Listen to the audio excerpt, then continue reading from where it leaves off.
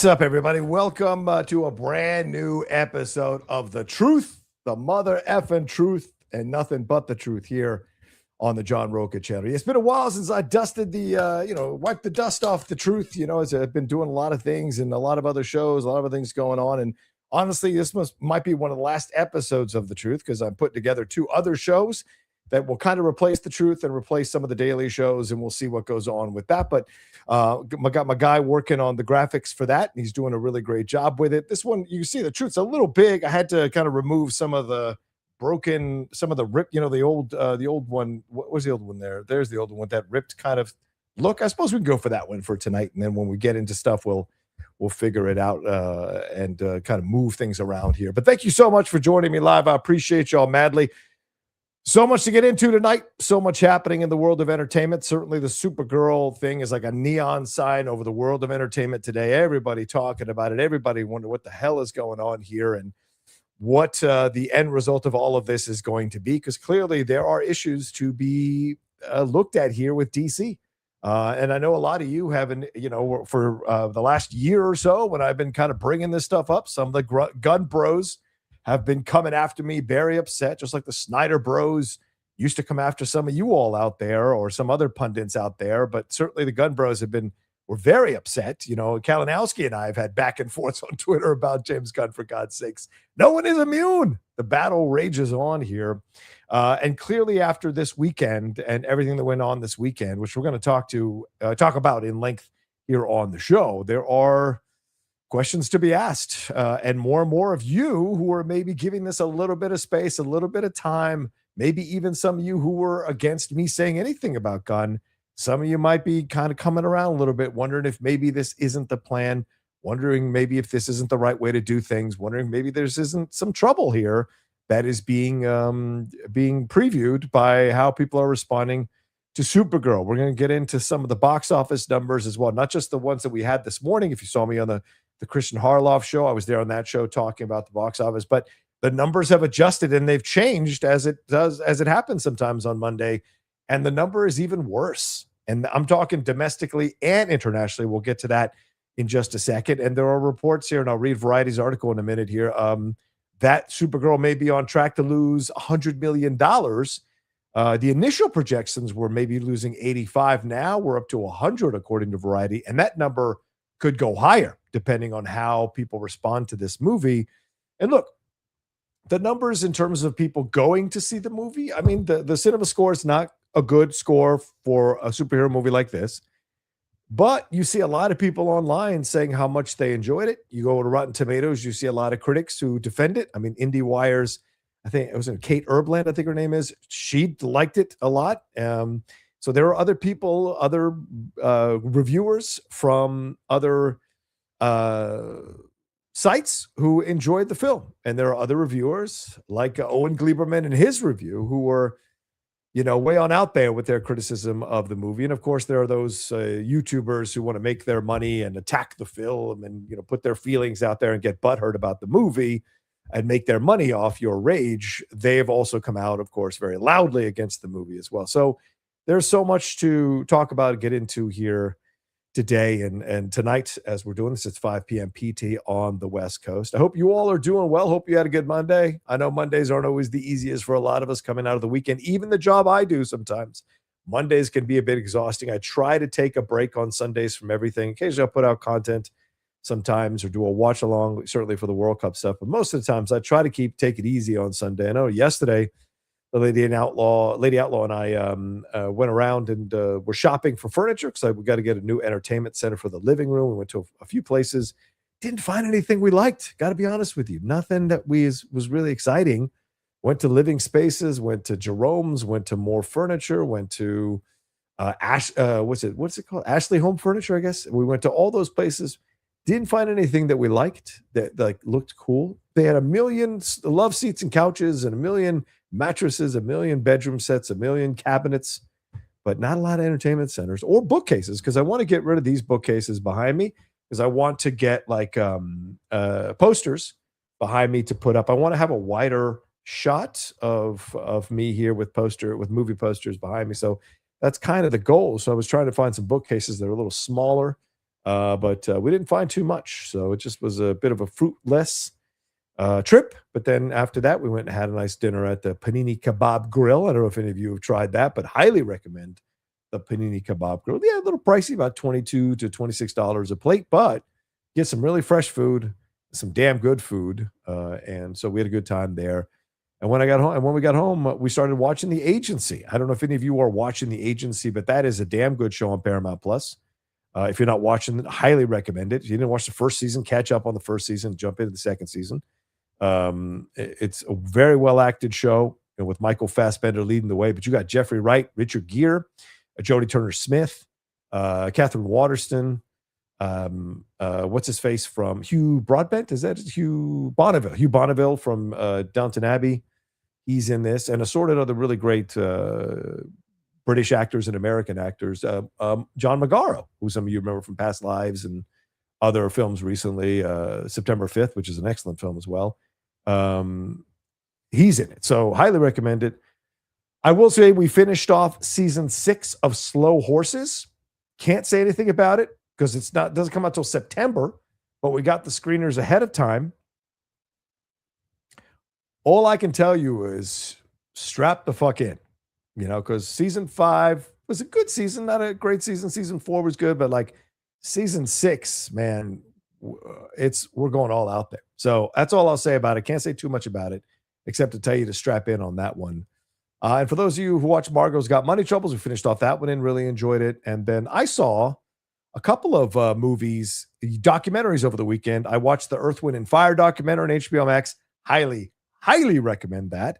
If you are a big fan of Earth, Wind, and Fire, or if you just love their music or enjoy their songs, it's a really nice, comprehensive documentary that goes into conversations about metaphysical stuff and mental health and psychology and being driven to achieve success, and how that success can sometimes warp you, and how you have to go through the wars of the youth to come out the other side and have a more understanding and respectful existence. So highly recommend Earth, Wind, and Fire for you all. And they interview a lot of the people who are still around, still alive. So it's a lot of fun.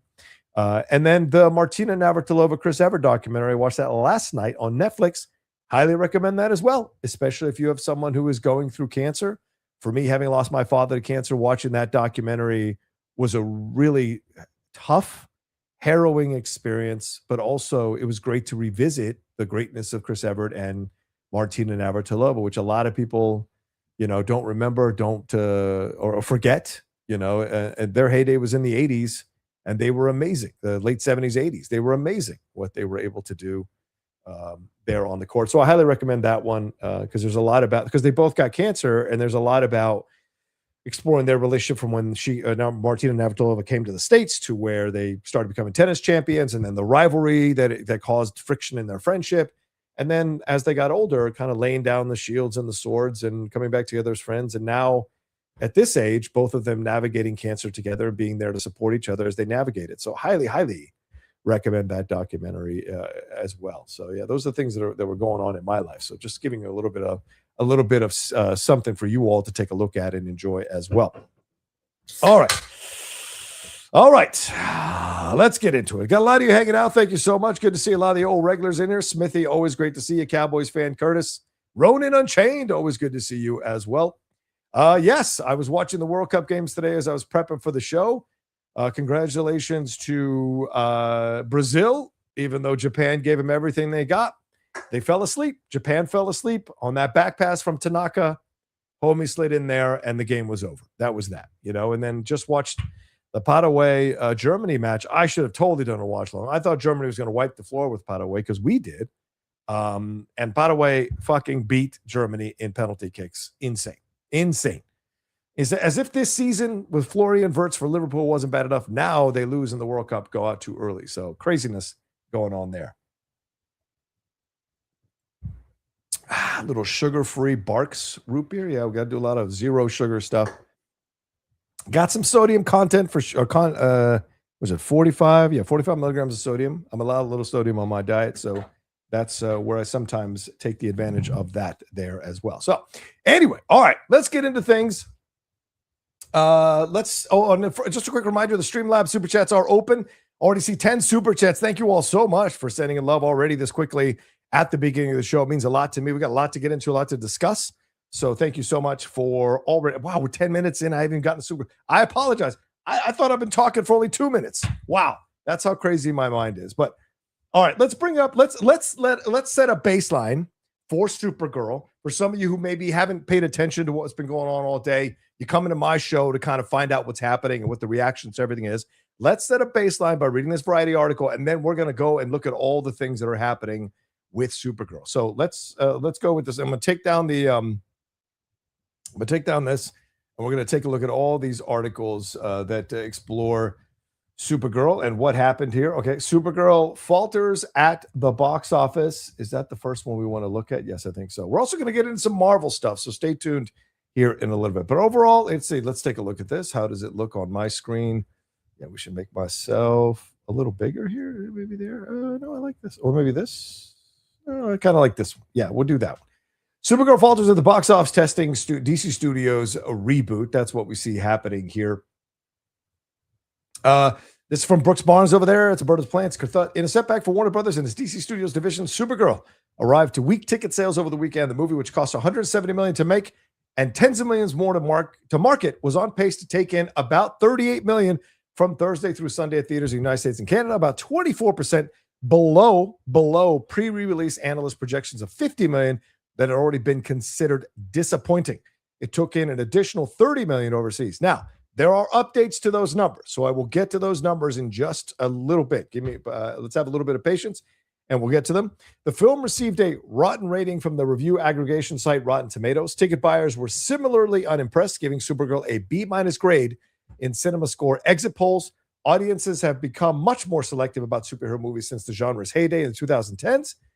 Black Adam, starring Dwayne Johnson, arrived to a disappointing $67 million in opening weekend ticket sales, while Morbius, with Jared Leto in the main role, had a disastrous $39 million debut. Now look at that. Two male-led superhero movies that are pretty much universally reviled came in way higher in Black Adam's case and somewhat higher in Morbius's case than Supergirl. Still, and Morbius is way less known than Supergirl. I would argue Black Adam is arguably way less known. It was The Rock that sold that, and maybe Jared Leto sold Morbius, or the Spider-Man connection thing, or the Venom lead-in possibly. Still, box office analysts on Sunday noted an uncomfortable truth. Female-led superhero movies have been rejected almost uniformly over the past 5 years or so, perhaps reflecting a resurgent misogyny among the core fan base. I don't think that's true, which is largely male. Before its release, Supergirl became caught up in a now familiar cycle of online abuse, with some fanboys attacking Emilia Clarke's casting and appearance. Yeah, which was so stupid. Warner Brothers executives said they were surprised by both the ferocity of the backlash and its reach, believing the culture had evolved past that sort of campaign. Now let's stop there, because I refuse to believe that Warner Brothers was caught off guard by the reaction. You cannot be so naive that you don't know that there's a backlash towards her because she's a woman, and B, because people didn't like the way she looked. Some people didn't like the way she looked. Never mind that most of those people, or 99% of those people, would come in their pants if she looked at them. They came after her, right? And went after. So for Warner Brothers to say like they were surprised by the vitriol, I think is very disingenuous. And I think it's a lie, to be honest with you. You'd have to have your head in the sand to not know that there was such a pushback, and to not have watched stuff over the last 10 years in our entertainment space and seen how the anti-woke, anti-DEI, anti-woman approach to things has been pervasive in our culture. And it isn't just men either, too. There's a lot of women out on YouTube who bash other female-led stuff to, make their money, be cool or whatever, or maybe it's their genuine feelings about it. I don't know.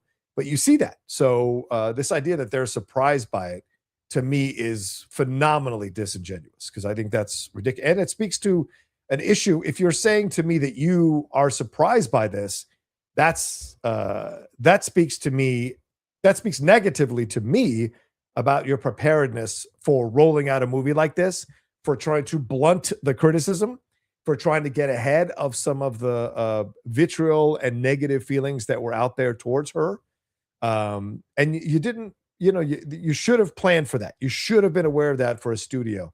This idea of living in a fantasy land where everybody is kumbaya and holding hands and we're all equals and all of that. It's nice to aspire to that. It's not the reality of our world. And so I think it's irresponsible of a studio to not be prepared for the pushback and to not have stuff ready to go to kind of undercut some of that criticism.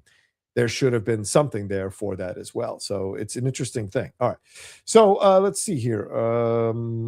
Let's go back to, I want to just default to this. Maybe I have to set it to default to that. It's so weird. Anyway. So, okay. While Supergirl didn't meet our box office expectations, just one component. Okay. So here was the response from Warner Brothers executives, said they were surprised by, okay. So this is what Peter Safran said, not James Gunn. Peter Safran came out and said, while Supergirl didn't meet our box office expectations, it's just one component of a broader long-term strategy at DC Studios that we remain confident, Peter Safran said. This was directly to the New York Times and no one else. He said this directly to the New York Times. Hollywood has been having its best summer at the box office since COVID-19. A pandemic threatened to permanently alter moviegoing habits, and the broader recovery continued over the weekend, even as Supergirl faltered. Right, talking about how ticket sales are up 18% this year from the same weekend last year. Toy Story 5 did so well, did $585 million worldwide. Obsession up to $370 million worldwide. Jackass, best and last, kind of faltered there. It only cost about $10 million to make, but it debuted with 8.4. Maybe it'll make a little bit over 10. And Steven Spielberg's Disclosure Day was in fifth for about $193 million worldwide. That one's probably not going to see a profit either. And here we go into the marketing campaign, right? This is very interesting with Supergirl. Warner Brothers lined up 80 promotional partners, including Kentucky Fried Chicken, American Airlines. Supergirl failed to give the studio what it most needed, evidence that after years of setbacks, it had finally found a path back to sustained theatrical success for DC Studios. The latest overhaul promised a script-first approach that would give priority to quality over volume. Their first effort, a reboot of Superman, made $619 million in global ticket sales.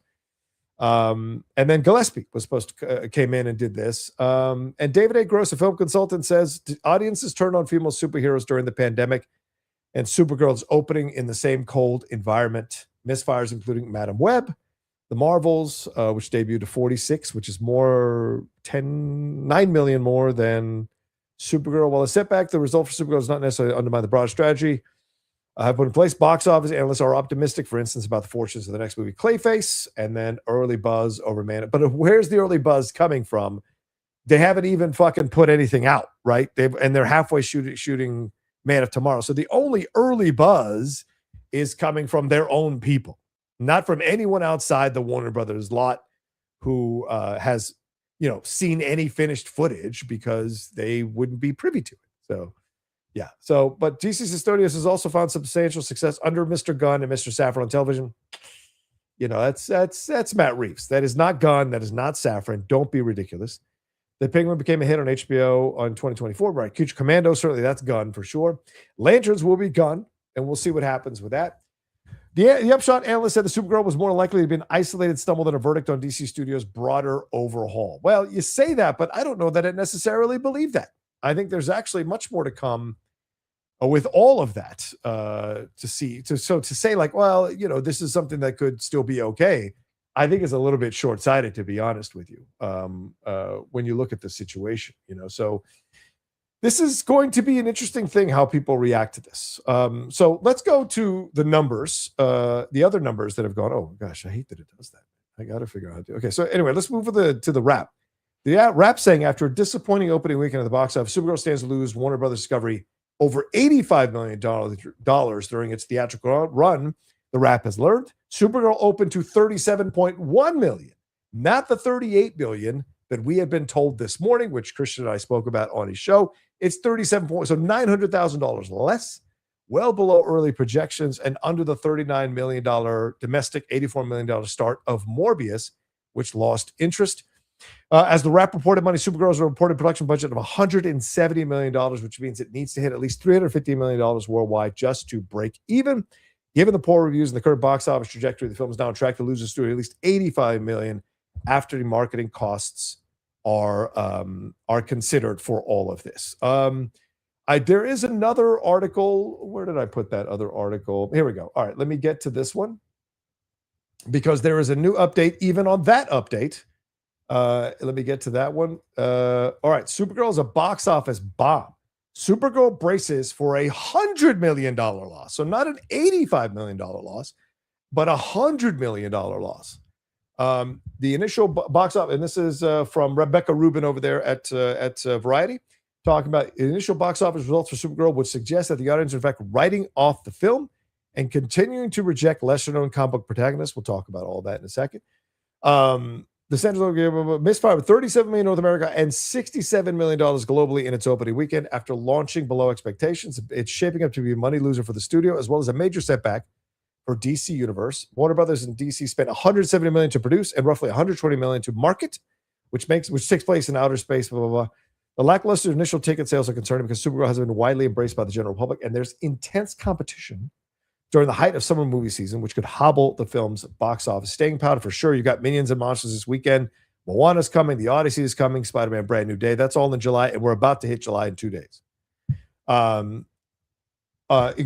Jeff Bach over at Exhibitor Relations says this was always going to be a tough hurdle for DC and Warner Brothers because Supergirl isn't a character that has ever created an event-level blockbuster. Audience perception of Supergirl was not good. It's just a case of the film wasn't good enough to become an event. Traditionally, a movie on the scale would need to earn at least $375 million to break even because theater owners get to keep about half of box office runs. However, a source close to Supergirl puts the film's break-even number closer to $300 million. It is projected to stall at a lifetime gross of $100 million domestically and $210 million globally if the movie reaches those metrics, and that would require a decent hold. Supergirl stands to lose $100 to $120 million in its theatrical run. Now, I'm here to tell you something because I've got this tweet pulled up here for Supergirl. Even the international numbers have not done well as well. Where's the exhibitor relations one that I was looking at?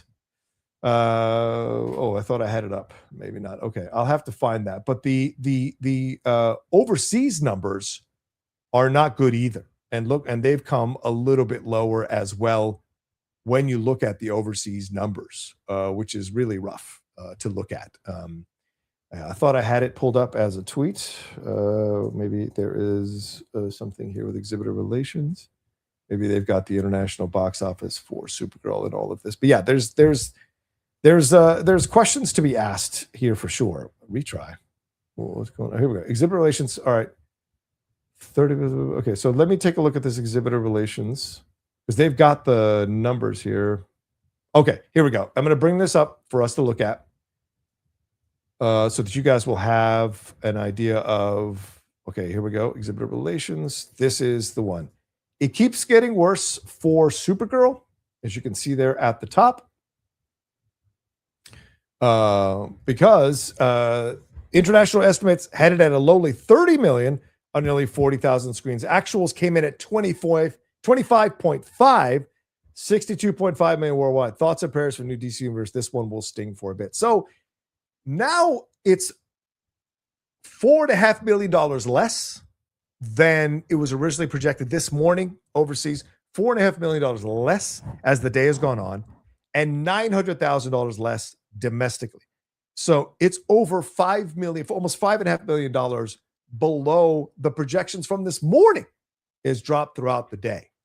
So we're looking at a catastrophic loss. I think 100 to 120 million is being generous. I think this is absolutely a bomb and a half of a movie. And there is going to be a lot of questions asked of James Gunn, a lot of questions asked of Peter Safran. What does David Zaslav think of this? What does David Ellison, who is potentially coming in if everything gets approved and all of that later on this year to take over Warner Brothers, what does he think when he looks at this numbers? And look, we've said this, and I've said this on Twitter as well. Man of Tomorrow is the make or break movie for Disney. There's no question about that. Man of Tomorrow is the make or break movie. If Man of Tomorrow sucks, this whole universe is over. Okay. But this situation here is it's like a window into what you don't want which is those voices that were coming after Superman, but were kind of drowned out by the fact that Superman made $619 million, got everybody excited again about DC. Everyone was talking about how like James Gunn has revitalized DC. All of that was happening. Oh, sorry. There you go. Went down the wrong pipe. Anyway, movie like that comes out. Supergirl comes out. And you're like, well, sorry, let me compose myself. I'm not anymore. That's what I get for talking straight for 25 minutes. Anyway, a film like Supergirl comes out, and the momentum now grinds to a bit of a halt. The people who are kind of being drowned out now become the loudest voices in the room. And the people who are maybe liked Superman, didn't love Superman, were looking forward to seeing what was next. Now they start to get a little bit of doubt. And the last thing you want when you're a studio, when you're a director, when you're all this, is for your viewers, your potential customers, your ticket buyers to have doubt about your universe, to have doubts about your ability to run your universe, and to have doubts about the guy in charge of your universe. And I think that's what we're seeing. And I think that drumbeat's going to go louder because we don't have anything until Clayface later on this year. And really, I don't know that a lot of people are looking at Clayface as some kind of savior of DC or some kind of turning back the tide. Because I'll tell you this, there's a lot of things working in its favor. One, it's only made for $40 million. Two, it's a horror film. Everything horror is doing well. And three, James Gunn does horror well. James Gunn he's knowledgeable about horror. So this is all in his wheelhouse. And the stakes aren't that high with a $40 million movie. Supergirl is a $170 million movie. And you have to wonder what went on behind the scenes. And there's all kinds of stories coming out about him and Gillespie possibly having friction, which Jeff Snyder alluded to on the hot mic. Millie Alcock, there have been reports saying that she's so much happier on the Man of Tomorrow set. So were there issues on the Supergirl set? Were there issues with Gillespie? Are they going to throw Gillespie under the bus? Let me tell you something. Hollywood is not as hold your hand and be faithful and caring. I don't care what anybody says out there who works in Hollywood. I don't care. When it comes to your pocketbook being threatened, when it comes to your status, your title, your legacy being threatened, your resume, your ability to get the next job, your ability to stay at the job you have, then everything is in play. Everything is in play. And it may be that James Gunn and Peter Safran, through their contacts at like Variety and Hollywood Reporter, start putting out articles that allude to troubles on the set, that allude to Gillespie being an issue on the set. And especially if Gillespie and Gunn were having issues, they have a marketing machine, Warner Brothers does. You're just a director. James Gunn, Peter Safran are way higher than you on the pecking order. Now, is that a dangerous move? Because other directors will see that and be like, well, I don't want to work for them if they're going to turn on me if the movie isn't good. Yes, it's very possible. The other side of it is, though, if you want to keep the goodwill of the fans, you've got to work really hard to make Supergirl feel like a one-off, where everything that happened here was just an anomaly. We had a much more cohesive set on Superman, much better approach to Superman, that kind of thing. So that's what I think they need to do next. Or what, sorry, not need to do, but what I think we're going to see next is that we're going to see Gunn and Safran try to, indirectly or subtly throw Gillespie under the bus. So do not be surprised. I'm not saying it's going to happen, but I would not be surprised if we start to see articles coming out from anonymous sources that tell you that Gillespie was an issue on the set, or they might even throw Anna under the bus, possibly. I know she's writing that Wonder Woman movie. They might even throw her under the bus because she's already thrown herself under the bus with a lot of people who've read Woman of Tomorrow being upset with some of the comments she's made in interviews over the last couple of days promoting the movie, and it seems like she didn't understand what this book really was and what needed to be stressed from that book. And so I think that has come out and reared its ugly. Speaking of which, do I have that? I think I have it up here. Yeah, there we go. We should probably put it up front like this, there, since we're doing the show on it. So I think that's going to be something that pops up as well, that we're going to see them kind of turning on each other a little bit. Maybe there's even an interview with Craig Gillespie down the road where he tells what it was like to work on a set like this and all of that. And so I just think those are all possibilities as we look at what's happening in our world, in this situation. So it's very, very possible. I would not be surprised to see something like that pop up as we go along here with the Supergirl fallout, because we're not done. People are waiting till the second weekend to really have a conversation about this, and we're not even done yet with the ramifications, because once the second weekend happens and we see how much of a drop there really is, I think that's when we're really going to find out. This is where the rubber hits the road, and we're really going to find out what people are feeling about this whole situation. And I think that's going to be where we really kind of see who's on whose side and who's doing what needs to be done for themselves. You know what I'm saying? So I think that's something that I think is going to be fascinating to look at as this goes along. So it's really interesting. Let's see what else we want to talk about when it comes to Supergirl. Okay, so let's talk about some of the more. Some people have said let's talk about Gunn, right? What happens with Gunn next? As I said, we got Clayface coming, we got Creature Commando season 2 coming, and we've got Man of Tomorrow coming, and we've got Lanterns coming.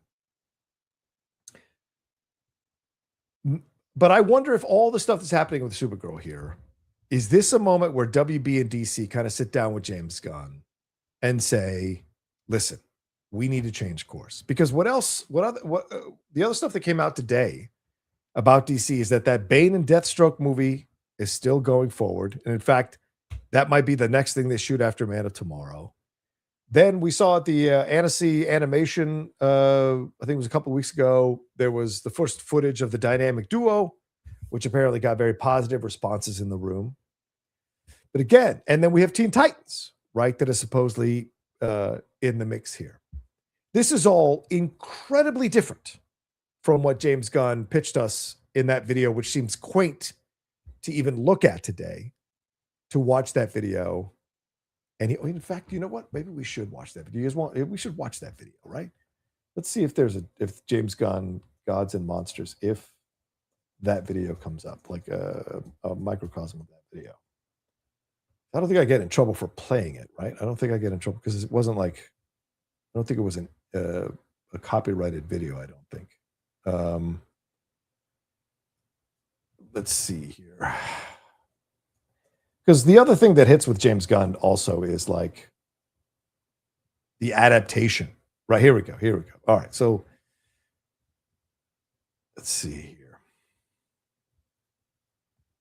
So just to give us a reference point of where we were when this happened, right? Let's stop it for a second, and we'll put the sound up on it.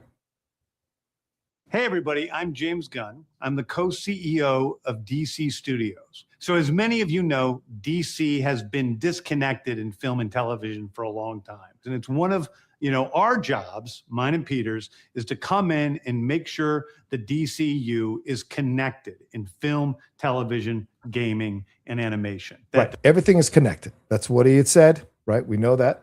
The characters are consistent, played by the same actors, and it works within one story. And that didn't happen. We know already a different Clayface is going to. Now, will that be the same Clayface, Alan Tudyk, and this guy, the Welsh actor who's playing Clayface now? Is that going to somehow? Are they going to do this a time, like a jump through time? I don't know. We'll see. And if something is outside of that, like Matt Reeves' Batman or Todd Phillips' Joker or Teen Titans Go, that it is clearly labeled as DC Elseworlds, outside of the mainstream DCU continuity. Now, Peter and I have gotten pretty lucky in terms of the 4 projects that are coming out over the next year. First, we have Shazam, Fury of the Gods. Shazam has always been off kind of in his own part of the DCU, so he connects very well. That moves directly into The Flash, a fantastic movie that I really love that resets the entire DC universe. Listen, I know some of you think I'm about to bash James Gunn, but I'm not actually. This is his job, okay? He was thrust into a situation here where he had to promote these movies because Warner Brothers was like, look, we spent all this money making these movies. We're going to put these movies out. Now, at home, maybe with his wife, maybe with his friends, was he saying to himself, I sure as fuck hope these movies aren't good because I don't want to continue with Ezra Miller as Flash, with Zachary Levi as Shazam, maybe even with Gal Gadot or Henry Cavill. Like, I don't want these movies to come out and be good. So, but I'm going to promote them. I'm going to say this is great. You know, Shazam has been his own thing. It's going to be a lot of fun. And The Flash resets the DC universe and it's really great. And we saw what happened.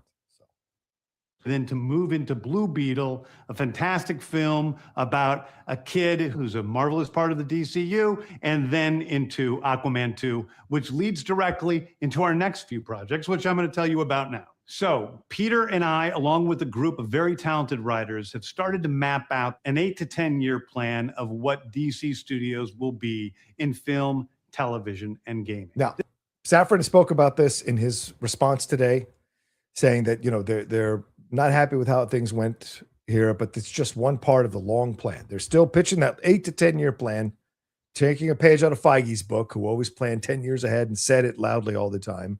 They plan 10 years ahead. So we have this as an 8 to 10 year plan. Now, when you hear this, and I remember our reaction is still up on my channel, I was like, this is great, you know, because we were coming off of that Star Wars debacle where they didn't have a plan. James Gunn has a plan here. Now, I would argue Zack Snyder had a plan, and WB didn't like it eventually and got him out of there. So this idea that, you know, nobody else has ever had a plan is nonsense. Snyder had a plan with DC. It was a darker plan. It might have been a more incredible payoff. We will never know, but he certainly had a plan. DC, Warner Brothers altered his plan because they didn't like the box office results of Man of Steel. But again, a meddling here, right? So anyway, 8 to 10 year plan. This first chapter is called Gods and Monsters. Now, this, what I'm about to tell you, is a part of the first chapter. It's not the entire first chapter. Right. The first project is Creature Commandos. Yeah, that was good. Creature Commandos is an animated series. I've written all the episodes.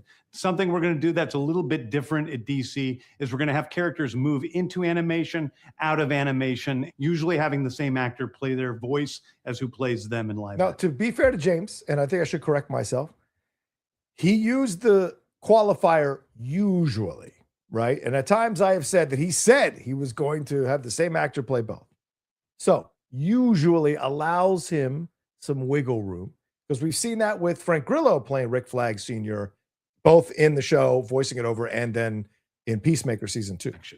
The next project up is Waller. This is a story of Amanda Waller, played by Viola Davis. Viola Davis is going to team up with members of Team Peacemaker, and this is a story that's been created by Crystal Henry, who did Watchmen, and Jeremy Carver, who created the Doom Patrol. It is a fantastic story that's out of this world, and I can't wait for people to see it. Look how gleeful he is about Waller.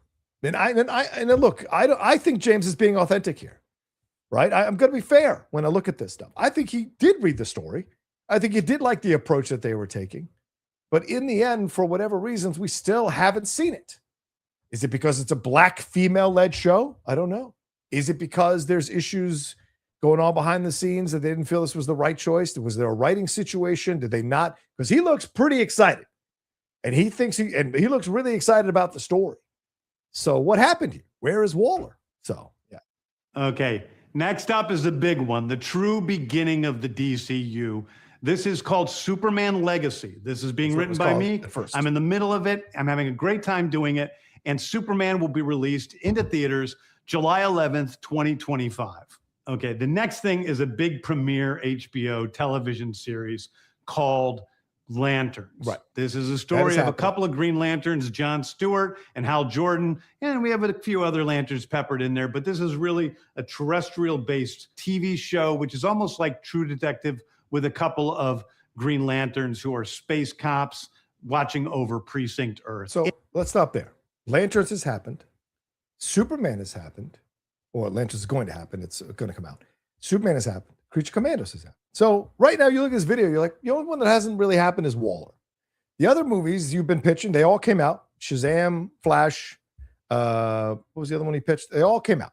And so that's that. But this, Blue Beetle, right? And so they all came out. So here we go into this. So this is right now, if you stop the video right now, you're like, you're doing well. 304 is not bad. It's pretty good. In it, they discover a terrifying mystery that ties into our larger story of the DCU. So next is a big really move. Interesting. The terrifying mystery that ties into the larger story of the DCU. This is this idea, right? So he was saying, remember he said recently, you don't need to watch everything. But here he is saying at the beginning of this whole thing that it ties into the larger story of the DCU, which means he's got an 8 to 10 year plan with a larger story he is telling. And all of these things, that's the intimation, all of these things are going to be connected, right?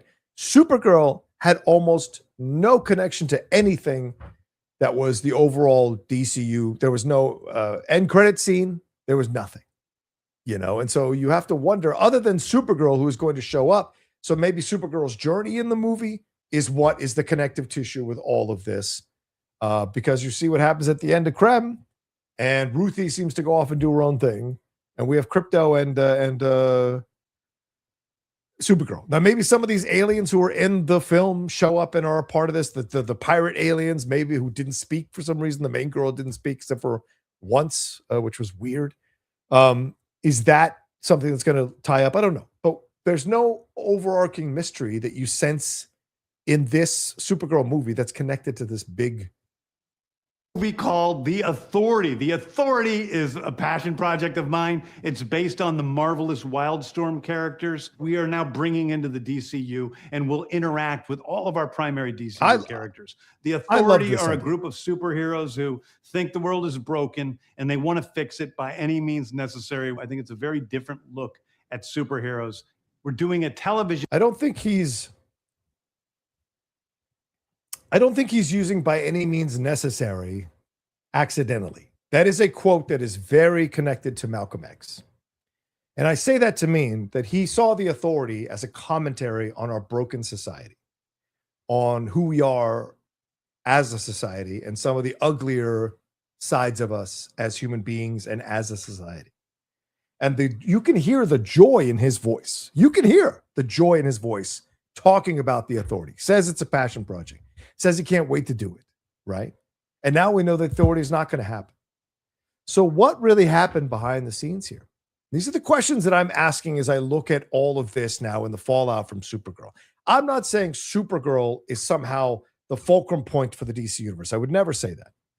But I do think that there have been a lot of stumbles over the last couple of years since this video happened, or 3 years. I can't remember how long ago that video was. That have come to bear in Supergirl and where we're at right now with DC. As joyful as Superman was at this point, do you think Superman was masking over some of the other stuff, some of the other issues? It's like that. How can I say this? It's like that. It's like the player who you've been waiting to do well and does well for one game and then goes on another run of bad or mixed performances, right? Series called Paradise Lost. Paradise Lost is a story of Paradise this, she claims, Island, is an extreme development. This is still happening. Which is the birthplace of I had heard from someone very reliable close to me who said that people he knew were interviewing for this and that they said basically it was going to be put on hold. But James came out a couple of days later and said that it's an extreme development. So we'll see if Paradise Lost happens. But here's another thing, right? Here's another thing that is not Wonder Woman. It is not this massive thing. It is a side project with side characters, small characters. This is another thing that I don't know that James should be looking at doing. I don't know if we need to be doing a Paradise Lost TV series. And again, it's female led. Now, TV series, maybe you take some of the edge off because TV series, they might be able to attract more people because it doesn't take a lot of effort to roll around on your couch and hit play and go to the streaming service and watch it, right? But still, these are smaller characters. These are not the big characters, right? These are connected to Wonder Woman. Will Wonder Woman be in it? If she's not in it, how many people are really going to watch this? So these are questions you ask. These little smaller side projects that don't lead up to the Justice League in a way. I think all of this should be put on hold for right now because of what's happening here. So, Wonder Woman. It's almost like Game of Thrones with Westeros, but with all of the inhabitants of Paradise Island. The introduction of the DCU's Batman is The Brave and the Bold. The Brave and the Bold is the story of Batman and his actual son, Damian Wayne. This is based on Grant Morrison's great comic book run. Damian Wayne is my favorite Robin. He's a little assassin who Batman tries to get in line. And so this is the story of the two of them and the beginning of sort of the Bat family in the DCU. Next up is a TV series called Booster Gold. Booster Gold is one. Okay, so Brave and the Bold. We're still waiting on the Batman.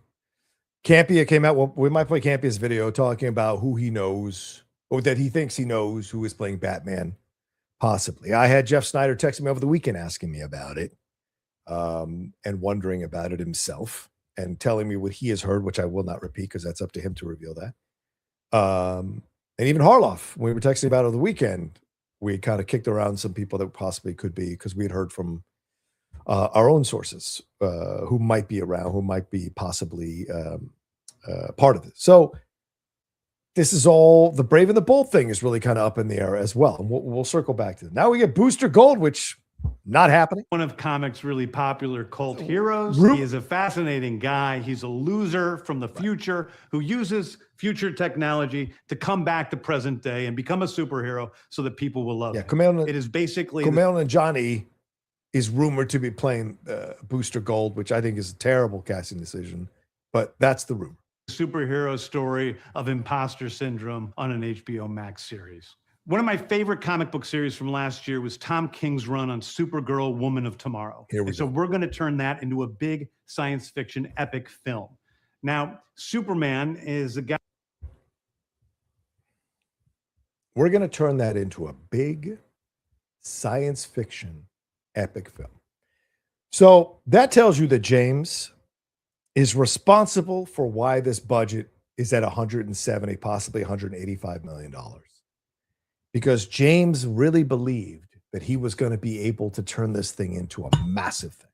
And look, I got to be honest with you. I guess business-wise, maybe if you look at the numbers, Wonder Woman is the only kind of female-led superhero movie that is done well with a majority of women coming to see it. It's 52 to 48, but still a majority of the audience was women who came to see it. And so I think maybe he thought this could be his Wonder Woman. Yes, he would have a Wonder Woman as well, but this could be his Wonder Woman as well. Supergirl. Plus the Tom King story is a much more darker story. Here's the thing about James when you watch this video, and I haven't watched it in a long time, and it's coming to me now as I watch this video. Like, he likes stuff that's more challenging. He likes stuff that's darker. He likes that. Now, he does like to play the jokes and do the needle drops and all of that, but he does like to explore the darker stuff. And there were elements of that in Superman. There were certainly elements of that if they had committed to it fully in the Supergirl movie. So I'm just starting to wonder about all of this, right? How much limits are put on James and how much freedom does James have to make these movies and to make these TV series, right? I kind of have these questions. But look at this. It's going to be massive. And it's going to be a sci-fi epic. He's an epic. He's a film fan. He knows what the fuck epic means. And it ain't a small film. And all these people praising Supergirl. I saw the IndieWire article, like they did something they've never done that I wish more superhero movies would do. It was a small story. It was a small story. That is not what James is pitching here. James is pitching a big sci-fi epic. That's what he's pitching. Not a small character story about about going through trauma and really. This was a massive thing that he wanted to do with Supergirl. guy who was sent to Earth and raised by loving parents. Whereas Supergirl in this story, she is a character who was raised on a chunk of Krypton. She watched everybody around her perish in some terrible way. So she's a much more jaded character. So and that there you go. She's watched people around her die, and she's a much more jaded character, right? We didn't see people die in Krypton. Yes, the chunk of the thing was yanked away and, people were left behind. But we didn't see her really lose a lot of people, except for her mom, from the illness that she has in the movie. And for those of you who haven't seen it, I apologize if I'm spoiling a little bit of it. But that's what we saw. So where is this jaded Kara that Gunn is talking about? And by the way, I'm not blaming Gunn. I'm just looking at this video and I'm looking at the intentions he had. When you watch this video, man, you can't help but be excited. If you're a DC fan, you're like, oh, fuck, he's going to do Booster Gold. He's going to fucking do The Authority, Teen Titans. He's going to do fucking Brave and the Bold. And now he's going to do Supergirl. This is massive sci-fi action epic. And it's based on Tom King's run. Holy shit. Holy shit. We are going to eat well. But, and I think I said this in the conversation with Jeff Snyder years ago, after this video or with the Geek Buddies, because we covered it live. You can have all the plans you want, man. But the reality of running a studio, dealing with investors, dealing with WB bigwigs and executives, it's a whole other ball game. Expectations, the shifting tastes of the mainstream audience. Who could have predicted the political madness that we're in now because of Trump coming into power and the madness of MAGA, the huge rise of the anti-woke, anti-DEI, at times anti-women movement that you have. So there's all of this that you see that I don't think he really grasped was going to become a big thing. And because these things are constantly shifting, these sands are constantly shifting, you have to always be adjusting. You have to be smart enough to try to be one step ahead. It's not always easy to do. And especially it's not always easy to do if you think, how can I say this? If you constantly think and err on the side of, well, we're going to do the best. Like people are going to come to their senses. People are going to be the best. Sometimes in business, and this is business, a movie business, you have to be ruthless and you have to be willing to take the hits. And I think they were essentially on their heels. The Authority stuff kind of messed up, Booster Gold stuff in there. Like all this stuff is in the air. Now, when you stop the video, you're like, oh my God, the percentage of stuff that's happened or going to happen versus the percentage of stuff that isn't going to happen or has been shuttered. The numbers are way different now as the video goes on further. Here's Swamp Thing. And that also, it might not happen, or the Swamp Thing, it's kind of the been last pushed thing to the we're side. going to talk about, a very dark horror story in the origins of the monster who is Swamp Thing. And although it's totally outside of the rest of the DCU, it will still feed into the rest of the stories. Anyway, those are the stories that I can tell you about right now. I've loved the DC characters since I was a child. They're incredibly important to me. I knew that this was a once-in-a-lifetime opportunity to do something very different. One of the things that's very important for me in all of these movies and TV series is that the director's vision and the vision of the writers and all of the creators is unique and something special. Storytelling is always king. That's all that matters to us. And Right? Right? And you go, okay. You hear this and you go, okay, what does that mean? Storytelling is always king. Absolutely. What's the biggest knock that this movie has gotten? The script and the story. You're saying these writers are unique. You're saying these directors are unique. And look, I believe James. I'm looking at his face. I see a guy who is excited. I see a guy who is determined. I see a guy who is passionate about what he's going to do here with the DC universe. And I believe him when he says the writers, the directors is unique. Story is going to be king. There's, when you watch this video, and I'm saying, and this is coming to me right now as I say this, there's almost a naivete. Wouldn't you say? There's like this kind of like childlike, and I don't mean childlike in terms of infantile or immature, I mean childlike in terms of the blissful joy of something.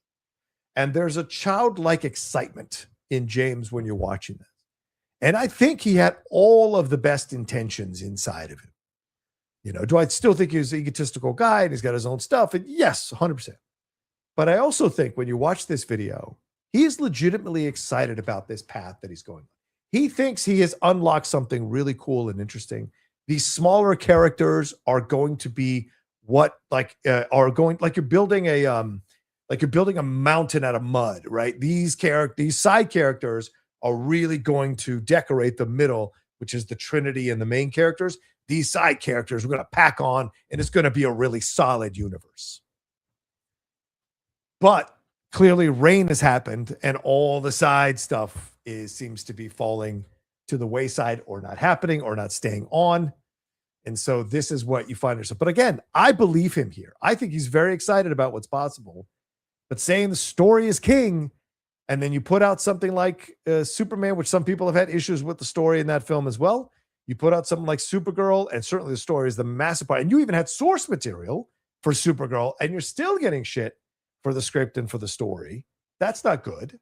I want to be true to those stories. I want to be true to you guys and really give you something different than you've ever seen before. Anyway, thank you, everybody. I appreciate you watching. I hope this was exciting for you because it's really exciting for me. And I can't wait to start to dive into these stories with you guys on this grand adventure. Thank you so much. So there you go. And I think it's an incredible thing to watch that. Because this is the guy that I think when we watch that video,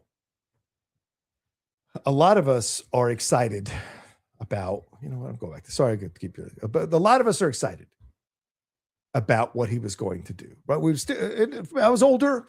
So for me, you know, cautiously optimistic. I've seen people say all kinds of things they're going to do and all the, you know, plans and all of this. You know, what's the line? Tell God your plans. If you want to hear someone laugh, tell God your plans, right? Your future plans. And that's tell the gods and monsters your future plans. And that's what you see here with the situation. I think there was every intention James had of doing the right thing here. But clearly, when you look at the result of Supergirl, a lot of this childlike enthusiasm, a lot of this story is my North Star type of stuff kind of went by the wayside. And now we're hearing about all these projects that are not working out. The Authority, Waller, Booster, possibly. I don't know what's going on with Swamp Thing. And these other films have come in to take their place. Now, some people were like, yeah, this is great. You can pitch to James and he's willing to like kind of adjust on the fly. So there was no intention as you watch this show or watch this video, there was no intention to establish the Trinity first and then branch out from there. There was always an intention to have multiple characters being introduced in stories. And I don't think it's an accident. I don't think it's an accident because it was deliberate that James wanted to create a world where superheroes already exist. Supervillains already exist. I don't want to waste time telling you origin stories. These people exist. If you don't know about it, do your homework and we'll give you a little bit of background. And I think this has bit him in the ass with Supergirl. And I think if they weren't going to go all the way with this story of Woman of Tomorrow, then they shouldn't have even tried to do it. Because now look at the results. It's a watchable film. Listen, I'm not saying it's a terrible film. I would never say it's a terrible film. I enjoy Millie. I think she's great. And I think what they were trying to do was exciting.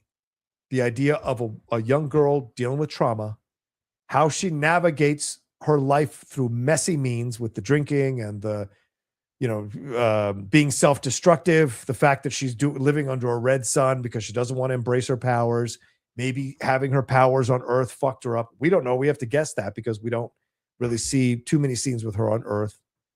Like, what is all of this? And I think the mistake they made was trying to adjust on the fly, adding Lobo to be a bigger part, adding Superman because of how good Superman was. And I have to wonder how much of these are James's ideas and how much of these are the ideas of the executives who work for Warner Brothers telling him that you need to adjust your story to do this. We need to get men in here, put Lobo in it. We need to get people excited about it because maybe the numbers aren't like the what do they call the awareness numbers? I think is what it's called. Isn't that high for Supergirl? So if we add Superman, now people are going to want to see it. Kind of like they did with Cavill and Black Adam. We're going to add Superman.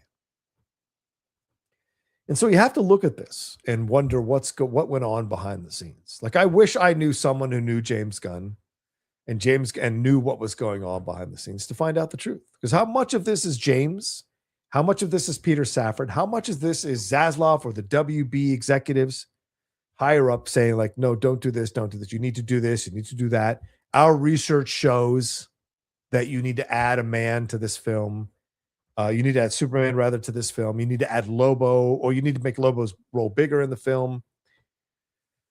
There's just a lot here when you look at Supergirl, right? And wonder what happened. Now, this could very well be a one-off, and they move on from this. And Clayface is good. Lanterns is well received. Although I have been hearing for a long time from people I know close to the situation that there have been some mixed reactions to some early screenings of Lanterns. And I don't mean screenings like for the public. I mean within house. And so there have been some adjustments, some changes. So when that first trailer came out and people were jumping all over that first trailer, that to me made me trepidatious, right? And if you add that, that's the thing that you would look at in the situation. And this is why this video, although it's sweet, it's earnest, it's honest, it's idealistic, and it's really a person who cares about DC Comics. I would never say he doesn't care about these characters or doing them right. I think you have to believe that about James Gunn. But you look at it now and you have to say, as much as we may enjoy the video, looking back on it now, he should have never done this. And he should have never said, we have this plan and we're going to do all these things. It should have just been a slow rollout, possibly. And of course, hindsight is 2020, that builds to these other things. And I think he wanted to do it his way. And there's nothing wrong with doing something new, trying something new, doing something different. Because Zach was doing that. Zach was going to do Superman, then a Batman movie, then the Wonder Woman movie, then bring them together in some way. That was kind of Zach's plan. And it was going to tell this overarching story that would tie in the Justice League and Flash and Cyborg and all of that. And there was going to be a Martian Manhunter and Green Lantern. So there was a plan there. It was a darker path where by the end, they all embrace really being heroes after going through this tough journey. Now, I'm not going to say that would have turned out great or whatever. I'm not trying to say that. But he had a plan. James had a plan, which was much more like, let's bring everybody into the tent. And let's do something for everybody. You like horror? We got Swamp Thing. And then eventually Clayface. You want women's stuff? We got Supergirl. We got Waller. You want standards, what your 4-quadrant superhero, make you feel good stuff? We got Superman. You want father daddy stuff? You want father son stuff? We got Batman, Brave and the Bold. You got Batman. You want you want womanhood and femininity and feminine power? We got Paradise Lost. You want to have some fun with a smart alecky guy? We got Booster Gold. So, he wanted to cover all the bases to try to bring as many people into the tent and appeal to as many people as possible. And I don't think that's a wrong intention. But I think looking back, you might say that like he should have never said any of this and just said, I'm focusing on Superman. We have plans for what the future is going to be and what this whole universe is going to be. We want you all to be excited. Now, I get it. At the time, people were like, I don't know, DC again, reboot again. Why are we doing this again? Why'd you get rid of Cavill? So why'd you get rid of Gal Gadot? And she didn't do him any favors by saying, I was told Wonder Woman 3 is going to happen. I don't know what they're talking about, when she damn well knew it wasn't going to happen. So you see all of this, and I think this was a very tough situation to put James in. And again, I'm not saying that he doesn't deserve blame for some of this, maybe most of this stuff, but it's a tough situation to walk in where you're having to promote movies that you don't want to promote, but you're promoting them because Warner Brothers spent a lot of money. At the same time, you're working on your movie, which is Superman, and then you decide to write it. Because remember, he was going to be like Feige, where he was going to hire the writers, hire the directors. He decides to write it. And then he decides to direct it, which all of us anticipated he was going to do.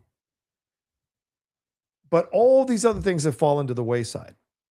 You could argue if he had chosen another director for Superman and another writer for Superman, and he had all these projects he wanted to do, he could have oversaw all these projects, brought them to fruition, hired writers, hired directors who could have gotten the Authority on track for a lower budget, could have done Booster Gold, Waller, Swamp Thing, like all these things could have happened if he wasn't also focused on writing Creature Commandos and writing Superman and directing Superman.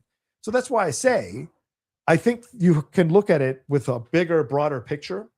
And this was a difficult situation for James Gunn to walk into. And he had to overcome a lot of hurdles just to be able to still be here now. But he also, I think, made some mistakes in retrospect, you can say, because when you take over a universe and you're running it, there is not a lot of time to watch and survey other people's projects and guide them into port while also working on your own. So how much was he involved in Supergirl? Did he come in later stages? Did he look at the Tom King book and then look at Anna Nagora and go, what are you doing? Why aren't these two kind of mirroring each other? Yes, you can make some changes, creative license, but why aren't they in simpatico? What is happening here? And I think Gillespie said that, James came in with needle drops, but was James shepherding this one? Or was he, what do they call it, helicopter parenting this one? Coming in every once in a while, being really intense on all the changes and notes in the stores, and then helicoptering out to go work on Man of Tomorrow or to go work on something else. Creature Commando Season 2 or Peacemaker, right? Peacemaker, he also wrote Peacemaker. So these are the questions you need to ask when you look at the situation. I think James tried to have it all, and now we're seeing the end result of him trying to have it all. Supergirl crashing and burning. A lot of these projects they talked about in the video not going to come to fruition. Everything now hinges on Man of Tomorrow. Clayface essentially took Swamp Thing's spot. Peacemaker Season 2, although well reviewed by the critics, hardly anybody watched it. And Season 1 was so well reviewed and well liked. Yet 2, hardly anybody watched it. People didn't like the Creature Commando season finale. People haven't liked some people haven't liked the Lanterns trailers. Like, there's just a lot here where you have to look at it and go, how much should James have been around? How much was he around?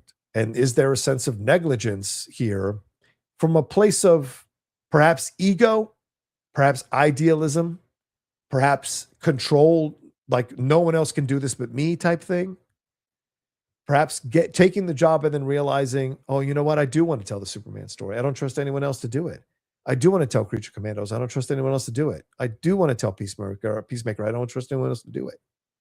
And then it becomes a sense of like, well, James, DC is not your factory for you to do everything. If you're going to run this thing, you cannot do all this thing. No human being has that much time. And then you're going on interviews, then you're going on social media and battling people, then you're going like, this is the thing you look at.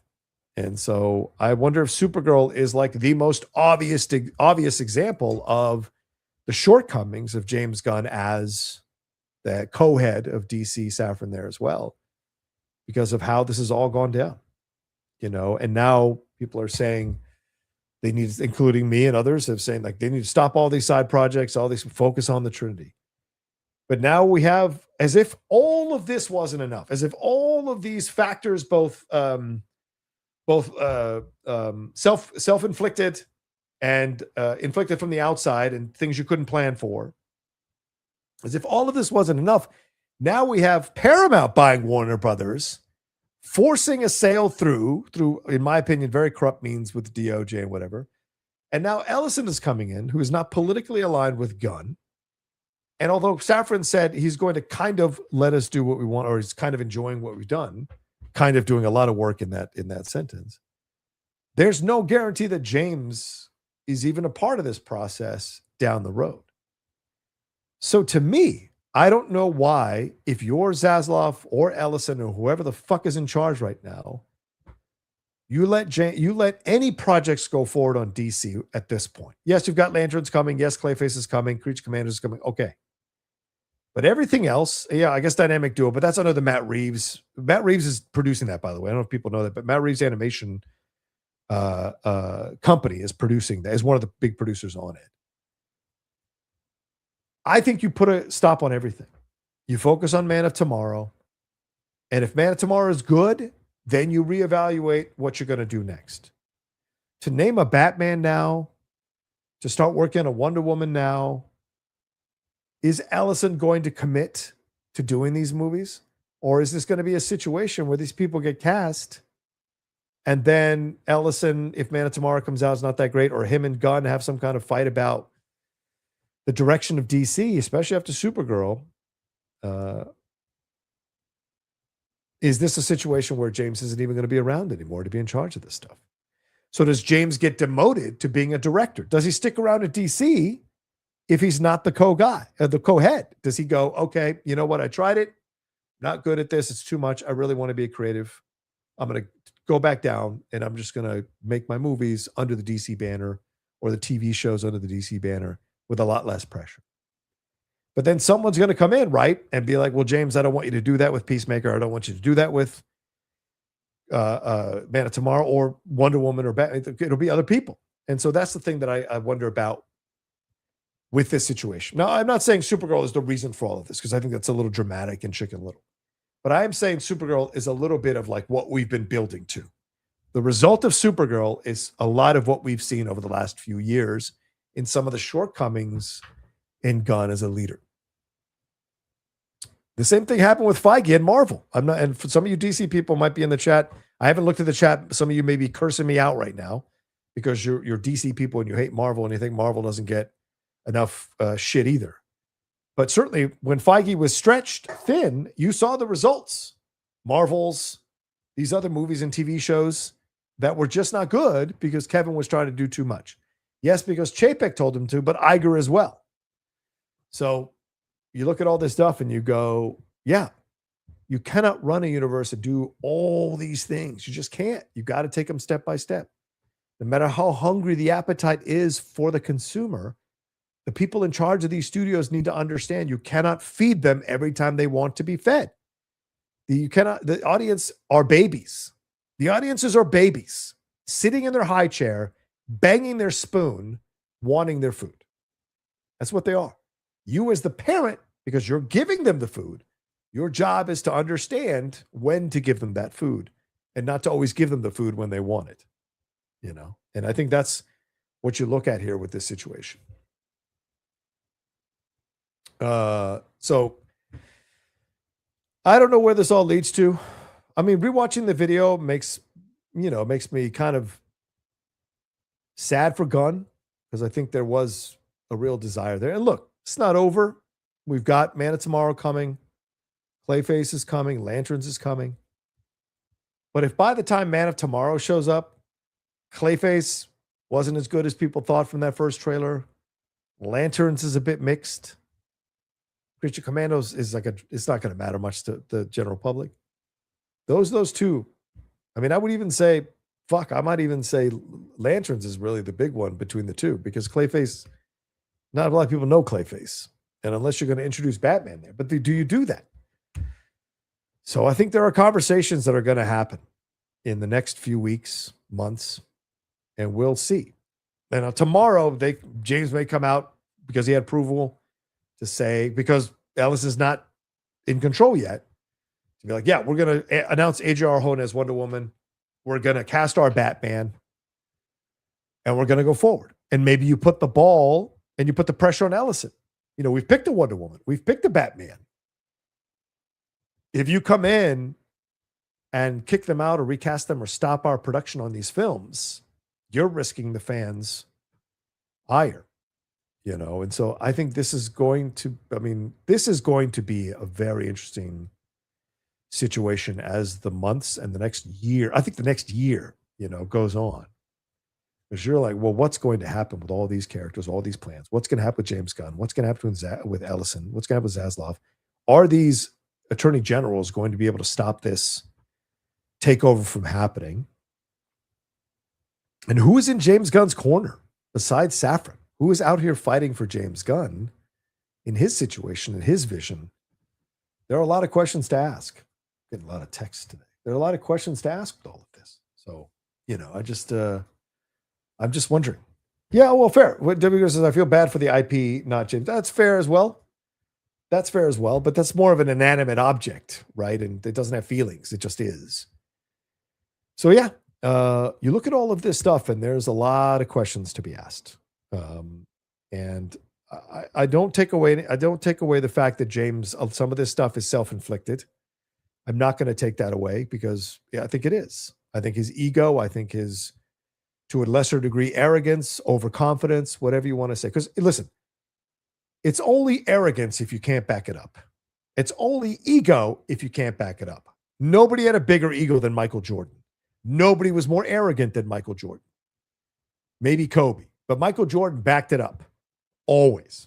He didn't always win titles, but he was always one of the most dangerous men on the court. Kobe had to grow into that. Jordan was that from the first season on. So everybody loves Jordan, except for the people who, obviously, some of the people who played with him or against him. But overall, the general public loves him. Why? Because he backed up his ego. That's really important. And so James can be as cocky and arrogant and egotistical and confident as he wants. But if the results aren't there, then you look like an asshole. But if you get the job done, people are going to kiss your ass to the sky. And I think that's where he finds himself now. And I wonder how they're going to weather the fallout from Supergirl. Because if this gets worse, and it will most likely get worse, then I don't know. Like, I don't know if I think he's going to finish Man of Tomorrow, but maybe he says, that's it. Like, I thought I could do it. I thought I could hang and do all this stuff. But the truth is, this is all too much. It's affecting my mental health. It's affecting my marriage. It's affecting my life. That's very possible. Even his marriage isn't safe from criticism from a lot of people who come after Jennifer Holland and say, like, oh, she's only in these shows because she's James's wife. So he has had every single element of his life adjudicated and judged. And I'm not saying that that's, how can I say this correctly? I think that's part of the game. I think it's idealistic and a bit, what's the word I'm looking for? A bit naive, yes, to think that your every move won't be judged when you're put in charge of an IP. And I think you saw it happen with Snyder. You saw it happen with Kathleen Kennedy.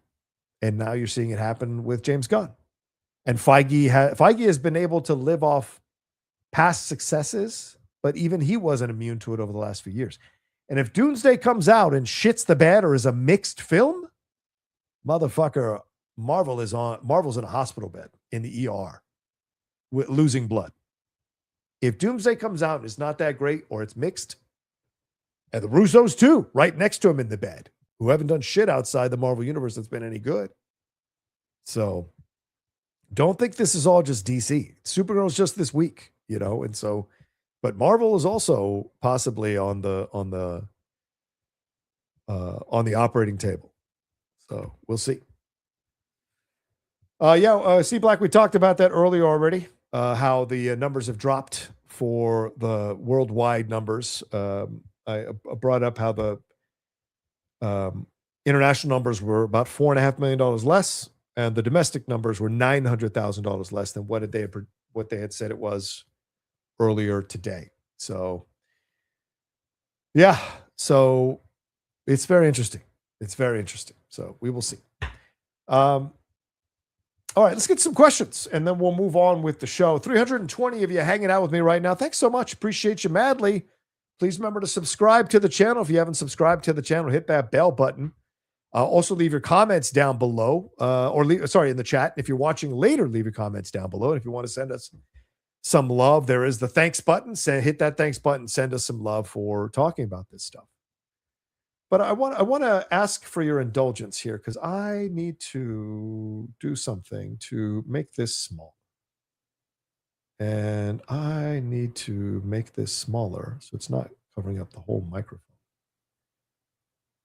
And maybe I'll do that. Make it a transparent background. Thank you for being patient with me right now. Talk amongst yourselves. The Industrial Revolution is neither industrial nor a revolution.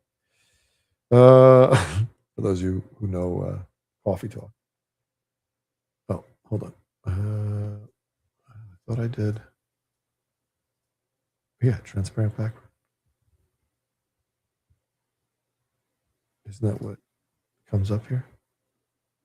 Oh, do I need to remove? No, I can't remove. Okay. So for whatever reason, I can't seem to get this correct. Yeah, no, for what? Oh, I see. Okay, give me a second. I can do this. I know I can do this.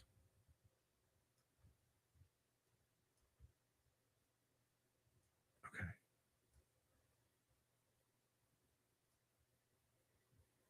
I don't know why it won't. Maybe I need to, hold on. Okay, maybe I need to bring this up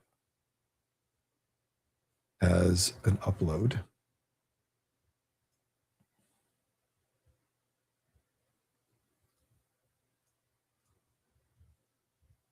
Okay. Oh, wait, maybe it's this one. Oh, wait. And then we can do something here, maybe.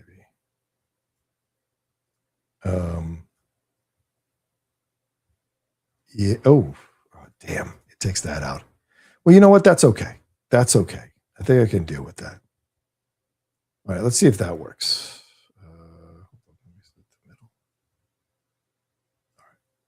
You might argue I should have done this before I started the show. And you know what? You'd be right. You'd be 100% right. All right, so let's see if that works. I just want to make this smaller. It's just so big. But I can't seem to do it smaller and keep the side graphic. So for those of you who want to follow me, it's at the Rocha says. Ooh, that's too small. That is too small. So let's make this just a slight bit bigger. Yeah. All right. And then we'll do this.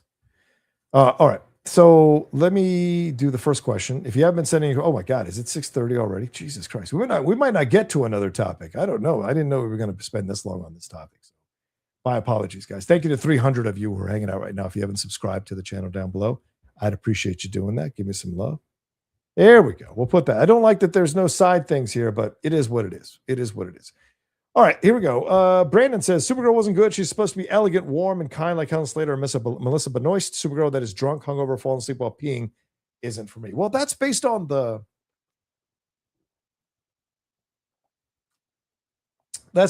comic, though. But I agree with that. I mean, if you look at the comic, she's got a different look to her, and the way she's portrayed in the comic, it's much more of the old school kind of look. Millie played her a bit more tomboyish, whereas if you read the comic, she's a bit more classically feminine. And I don't say that in any judgmental way either way, just saying that. But she is drunk. She is a partier. She is, kind of dealing with the trauma of the loss of Krypton. So that was an element from the book that they added here. But there is also nowadays, and I think what James and Craig Gillespie, maybe Anna Nagora too, is this deconstruction of a woman has to be perfect and makeup on and feminine and wear the dresses and be soft features. There is this push for women to be seen for being people who aren't. You look at Hacks, Hannah Einbender, her character in that show, very matter of fact about everything. Her sexuality, her bathroom habits, her cussing, her, all these things. So there is this movement of women wanting to be seen as human beings who do all these things, pee, poop, fart, all of it, and so Brandon, you might have to say like, well, is this my issue that I wanted someone who was classically feminine? And that's not necessarily where the angle they wanted to go. But you're also allowed to say it wasn't for you, which I think is totally fair, bro. There you guys says, you took my question and turned it into an episode of The Truth. Damn you. I love how you think you impact my life in any way, shape, or form where I think about you. But seriously, though, great work. Love your reviews. Appreciate your insights. Thank you, WV Grad.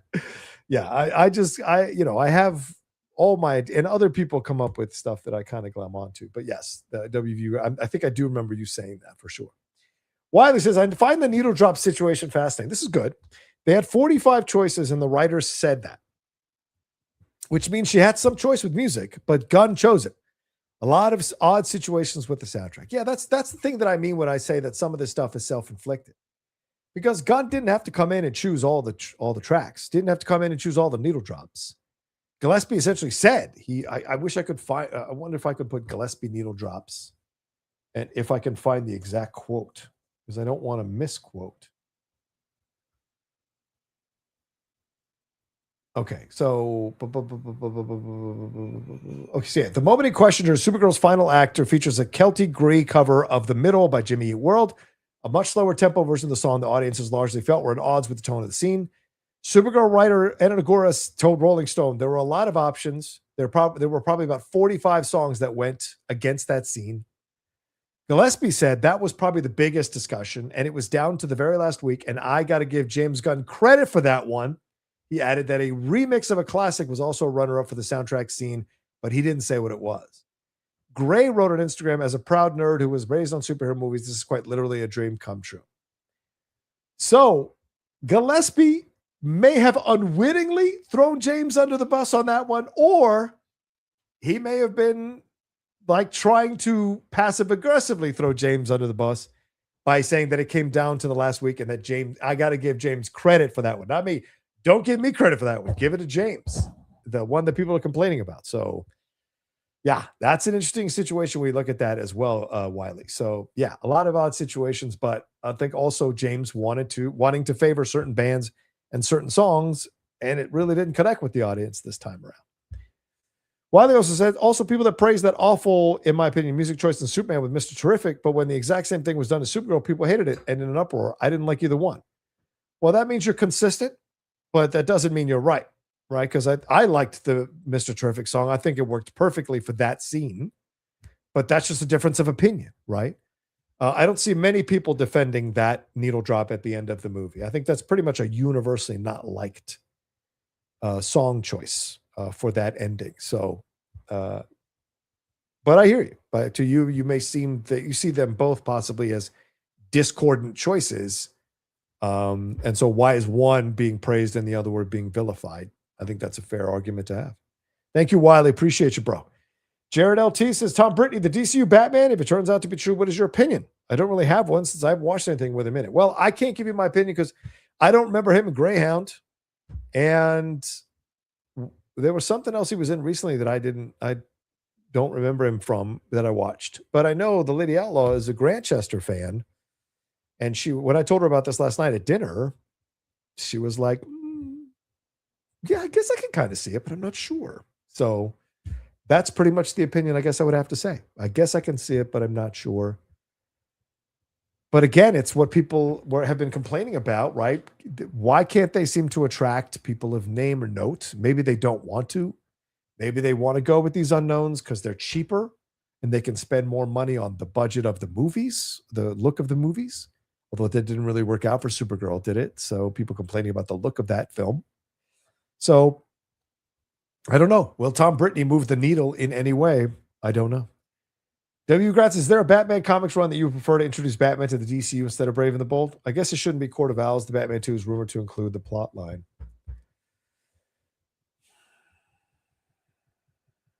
That's a great question, man.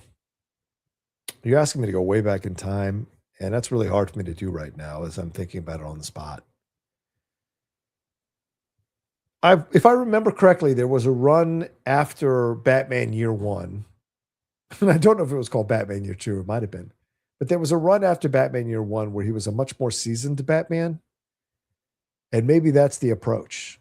And I do wonder now if you just go, because I don't know what James is going to do about Batman, to be honest with you. Now more than ever, because of Supergirl's failure, and thank you, WV Grad, I appreciate it. Is there a moment where, is there a situation where James is going like, listen, or DC is or what WB is telling James, listen, I know you want to do this Batman, Brave and the Bold, and all of that, but look how Supergirl just crashed and burned. Why don't we take a break from that? And why don't you do Why don't we wait out till the Batman 2 comes out, and then we'll introduce our Batman and we'll do a thing like this. But as I said earlier, if I'm WB, man, I put everything on hold until Man of Tomorrow.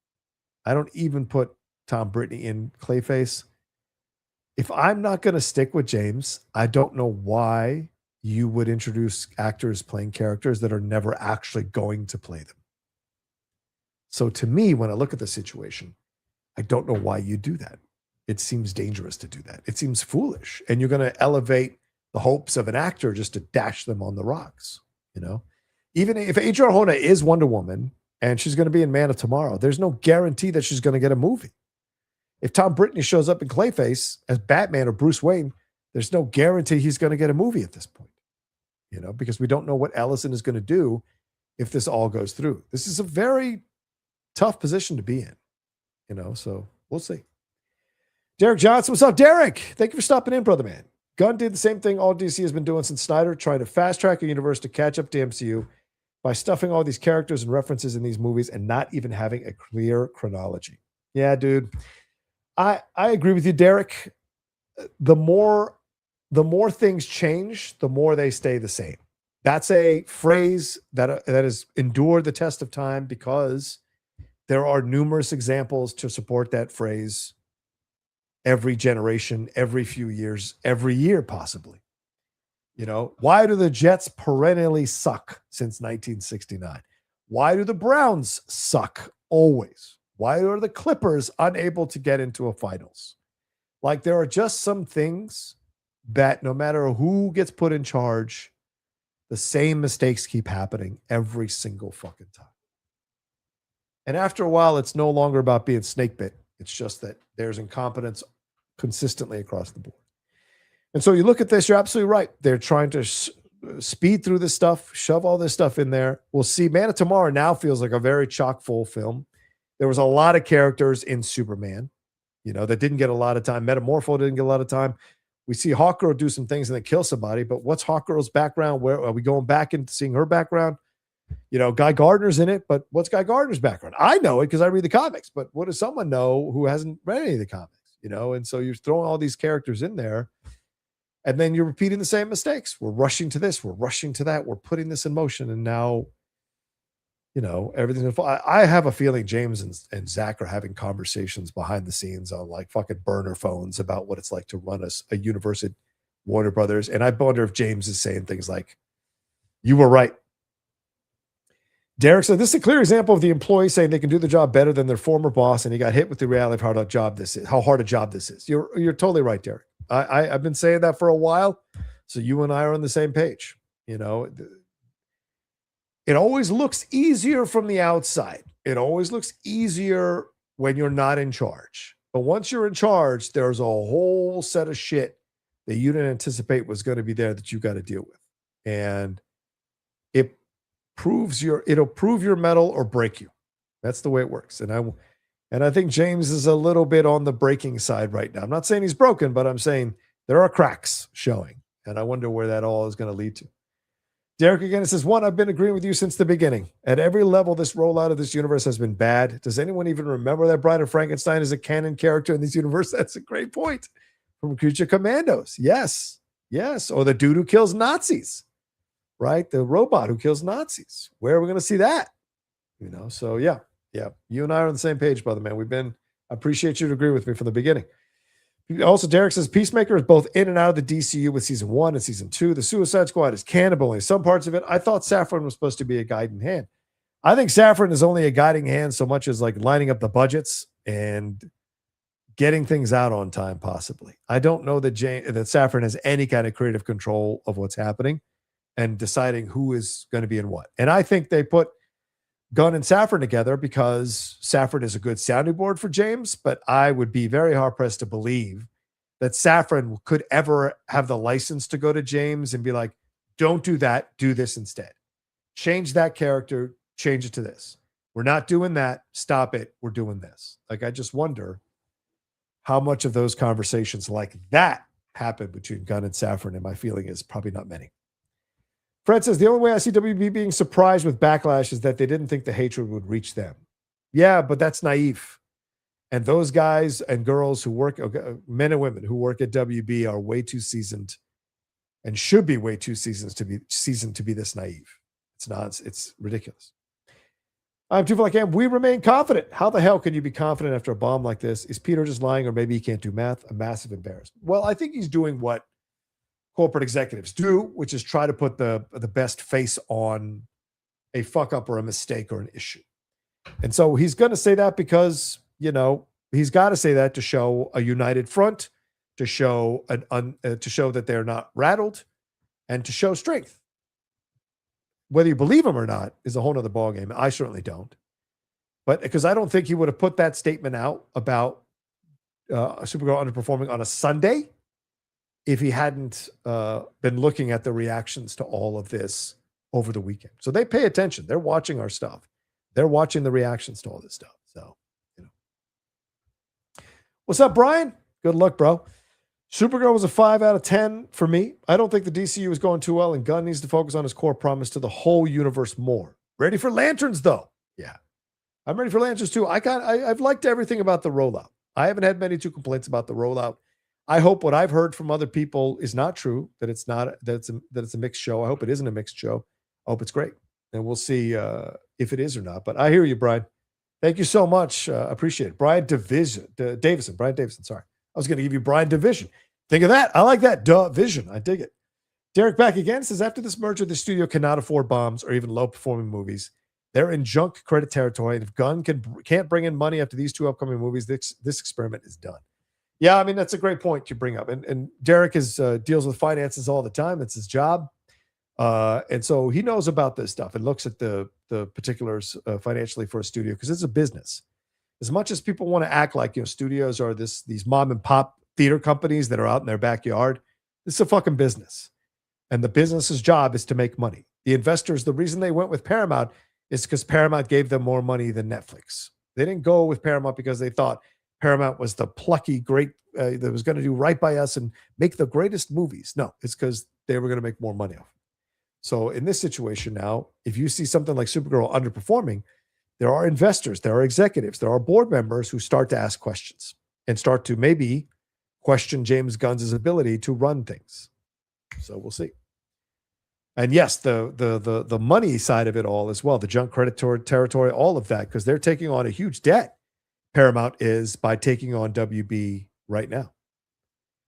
Mad Dog says, what was that about USA only beat Paraguay? Yeah, I know, right? Because they beat Germany. But listen, you would argue, but listen, you can't say because because that's by the same token, you could say Germany is a shitty team because they lost to a team that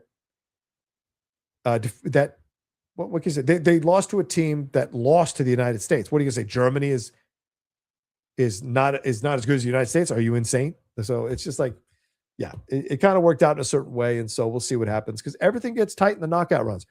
But don't be surprised if Wednesday night we lose. Don't be surprised. Japan almost beat Brazil. Paraguay beat Germany.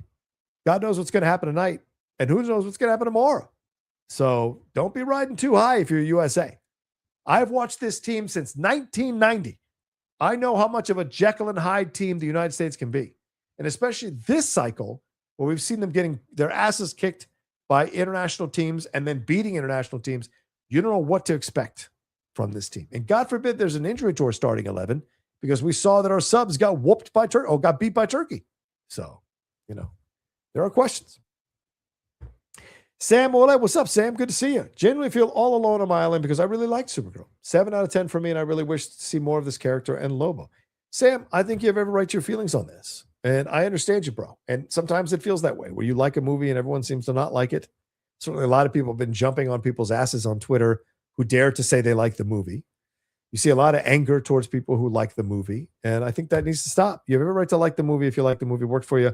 I know Rachel Cushing loved it. I saw her Insta story. She loved it. Exactly what she needed. I was reading one of the female critics who said she went to see it again today to kind of solidify her feelings. But she walked out of the theater. Now, I don't know if this happened, but she says this happened. But she walked out of the theater and her father was there with her 3 teenage girls. And one of them said, I loved it. And the other one said, I know, right? So who knows? Maybe this film finds a second life on streaming And then we get a glut of videos like we got with the Marvels, where people are like, you guys told me this was a shitty movie. It's a great movie. You guys are insane, which I think Marvels is pretty terrible, except for the chemistry with the three Marvel ladies.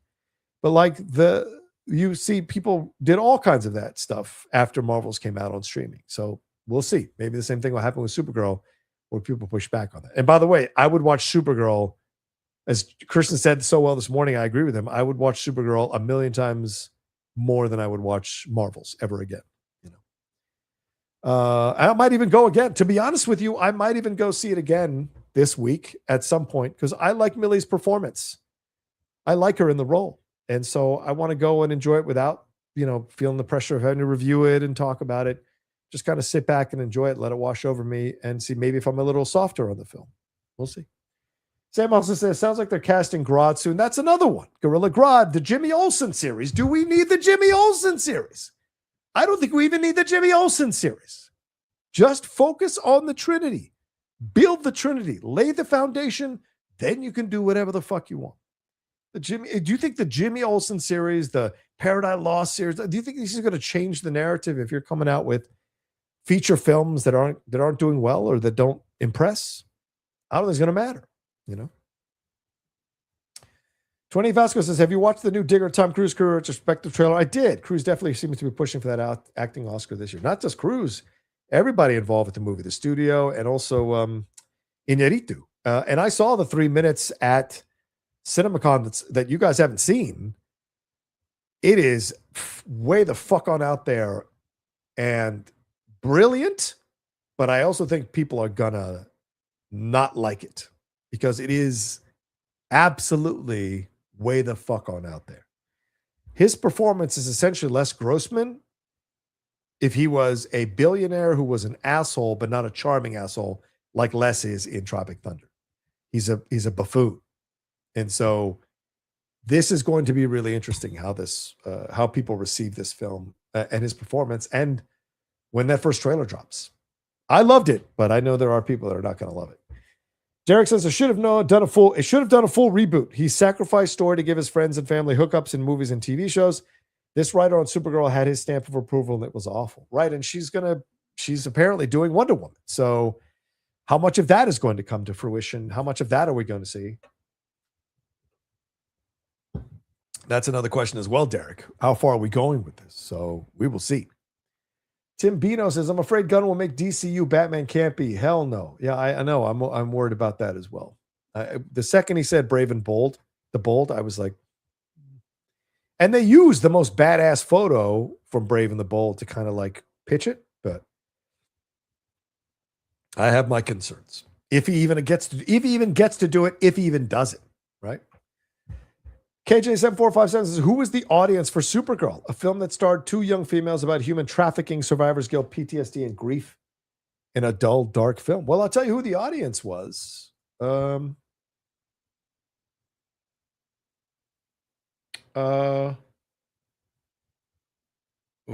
do I have here? Oh, yeah. Was it IndieWire? I think maybe it was IndieWire. One of the female reviewers who liked the film. Yeah, here we go. Was it Kate Erbland at IndieWire? This film was for her. She loved it. She had, some of the issues. She gave it a B overall, but she loved it. She said here, I want to read what she wrote. Where is it?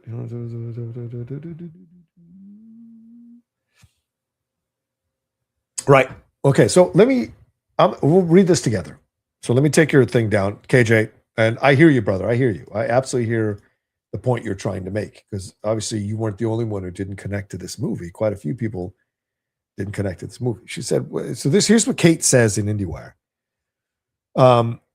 And she basically spends the first few paragraphs talking about how what she liked about the movie is that it wasn't the universe is ending, we need to stop this, right? Which I think is a little bit delusional, because Krem probably would eventually ended up trying to threaten Earth at some point. But anyway, which is all a tremendously long way of saying Supergirl bucked the save the universe trend, did it very well, and did it very well. That's what she says. And is still beset by claims that Craig Gillespie's first DC outing is, quote, formulaic, often said negatively, but leave it to Hideo Kojima to astutely explain why that's a good thing. I think that's a tweet Instagram. Yeah. Here's what Hideo said. I saw Supergirl on IMAX. It wasn't a superhero movie about saving the earth through self-sacrifice as justice confronts evil. It was a coming-of-age story about saving oneself, Kara, as she struggles with her own trauma. Structurally, it feels like Mad Max Fury Road, where everyone is driven purely by survival instinct beyond notions of good and evil, and more like The Good, the Bad, and the Ugly, where heroes, villains, and scoundrels all converge. I think that's a very positive way to see the movie. As a good, bad, and ugly aficionado, I don't think he's right on that, because that film was 3 hours long and you got to really sink into the characters that Clint Eastwood, Eli Wallach, and Lee Van Cleef played. You don't have that here. What he's talking about, yes, the overall journey of Kara, it is there, but it is in no way really grounded and solidified. And, you know, it's very, in some ways, it's very surface. Not Millie Alcock's performance. The things you're presented with at times feel a little surface. And that affects the overall effect of her journey in the movie. The film's apparent failure will likely inspire endless notes on lessons that DC brass should learn, and most of them will probably try to knock its small-scale personal adventure. Well, we knock it because that's not what James said the film was going to be. James said it was going to be a big sci-fi epic. A sci-fi epic, not a small story. So this is a little bit of like retconning a little bit here.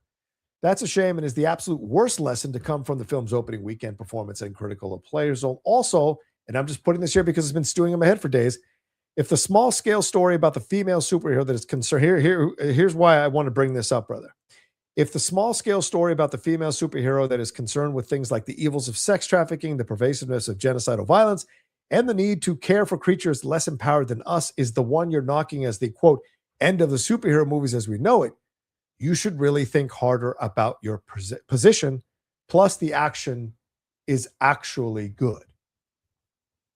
She says, Supergirl Woman of Tomorrow shrinks down the superhero story to a minimum and to a great personal impact. And Gillespie said himself told us he was not beholden to matching the exact tone of Superman. How refreshing that a filmmaker was not only allowed to do that, but encouraged as such.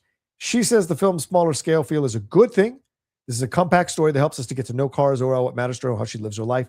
I'm not entirely sure what else people would like to see from a standalone movie introducing a new character in the reworked DC world. Well, if you want to give me half an hour, Kate, I can tell you, or if you want to come be a guest on the Geek Buddies, we'll tell you what else could have been a part of this thing. And no, we wouldn't be fucking mansplaining. It would be because we read a lot of comics and we know what could have worked here and we like the character and what more the movie could have done here to really solidify itself. What makes, she wrote, as I wrote last week, what makes Supergirl stand out and what might unfortunately alienate fans looking for more of the same is its interest in staying small while asking some very big questions indeed. The adventure is rarely fun, often taking its stars to the dark edges of the universe and its many inhabitants. The universe for once is not at stake here, but that doesn't mean there aren't real stakes. Alcock, tasked with playing a character that might strike some as unlikable, instead finds both the very human dimension and the out-of-this-world charisma necessary to make Kara worth rooting for. The film is in no way perfect. I gave it a B, but it's the kind of increasingly rare entry to a genre that has grown way too narrow, way too formulaic, and way too averse to taking risk. Superhero genre is not going anywhere, blah, blah, blah. Which was okay. So that's what, when you ask who is this for, KJ, that's who this was for. Someone like Kate who appreciated this thing. The problem that the film has is that Kate, I think, is saying, I think she's erring on the side of being, how can I say this correctly? I think she's ignoring some of the other stuff that undercuts the things that she says that she loves about the movie. Maybe to her, they don't affect her enjoyment of the movie because she likes what she's seeing in the film. But I would say that there are things that undercut what Kate is saying she loved about the movie. You know, there was a confusing tone. The villain was very much barely in the movie and not that well built and not that well constructed. And look, sex trafficking in a superhero film, sure. But let's see, if you're going to put sex traffic in a superhero film, don't just allude to it. Don't just show it as a safe thing. Like if you're going to put it in the film, then let's see what happens to these women let's see this stuff if you're going to go that route. I don't mean we need to see them being raped or anything like that. I'm saying like we saw them being kidnapped, we saw them being put in cages, but where is the brutality of the sex trafficking if you're going to put it in the movie? Right? And that's, to me, those are little things that, like, if you're going to tackle these issues, really tackle these issues. Because I would argue with Kate that we have moved past the point where doing the Disney, we're just going to dip in and dip our toe into the political issues thing. We as a society are way past that nonsense. If you're going to present an issue like that, you better go all the way or don't fucking present it. It's one of the reasons I don't like Falcon and Winter Soldier. Yes, it was a truncated series because of COVID and all of that, or I think the strikes, but they presented what it would be like to be a black superhero in America. And it was only like, oh, let's have this scene with the bank. Let's have this scene here. But then let's have a bunch of an old black man cheer him on, and then we're good. And there should have been a much more incisive and gritty exploration of what it's like to actually be black. There should have been guts in the movie to go into that place. With Kara, there should have been guts to show us her on Earth and having a hard time with Earth and battling some people on Earth because she wasn't happy there. We should have seen her do some things that we wouldn't have liked her to do, which is what happens in Women of Tomorrow. There are some unsavory things that she does in that book that you're just like, wow, I don't know. I'm not sure how I feel. There was none of that with her in the movie. We are always cheering for Kara in the movie. And look, I think Amelia Earhart's performance is great, but there should have been more here. And Ruthie comes off as way too naive for someone who just had their parents fucking butchered in front of her. And so there wasn't that harder edge. And I think Millie could have played it in a better script. I think there wasn't that harder edge that you need to have. They tried to have it both ways. Well, we're going to have just a little bit, just a dash of darkness, just a little bit. But we're going to make her really charming. We're going to make her someone you want to cheer for. She's so matter of fact and cool about her powers and cool about peeing and cool about all this. There wasn't that sense of like, well, is she challenging us? And yes, there are moments with her and Ruthie where Ruthie's like, well, won't you fight back? Why won't you do this, that? Why aren't you saving the girls? Like, there's those moments, right? But those moments aren't being supported by stuff that happened earlier in the film. And so to me, as I said, it undercuts what people say they like about them. Dennis Hoffman says, mad love, John. Watching this video feels like WB board forcing this presentation for shareholders when projects were in early development versus being ready to share. All right, that's fair. I hear you, Dennis. For me, I thought the video was very earnest and authentic, but I'm sure you're right. He was asked, I don't know about force, but I'm sure he was asked to do this so the shareholders would be excited for what James was doing, but that's the danger of getting people excited. You create expectations. And if you don't meet those expectations, those people are going to turn on you for sure.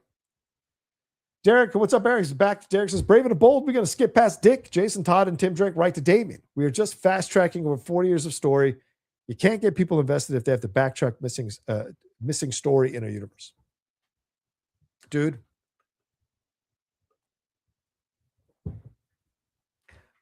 I couldn't agree with you more. And it doesn't mean that we have to go back because honestly, where have we seen the Robin story told? I never watched Titans, so I don't know if they did the backstory for Robin as flashback in that film for Dick Grayson, rather, the first Robin, Nightwing.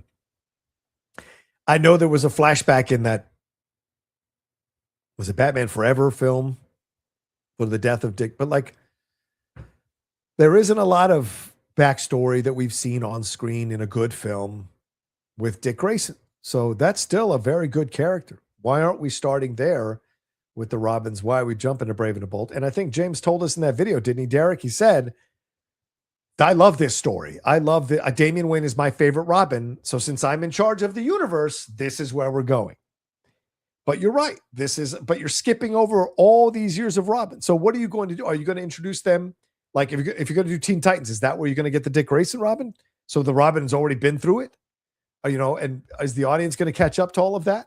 So yeah, there's legitimate questions here, Derek. It's a fair point you bring up here about their approach to Robin.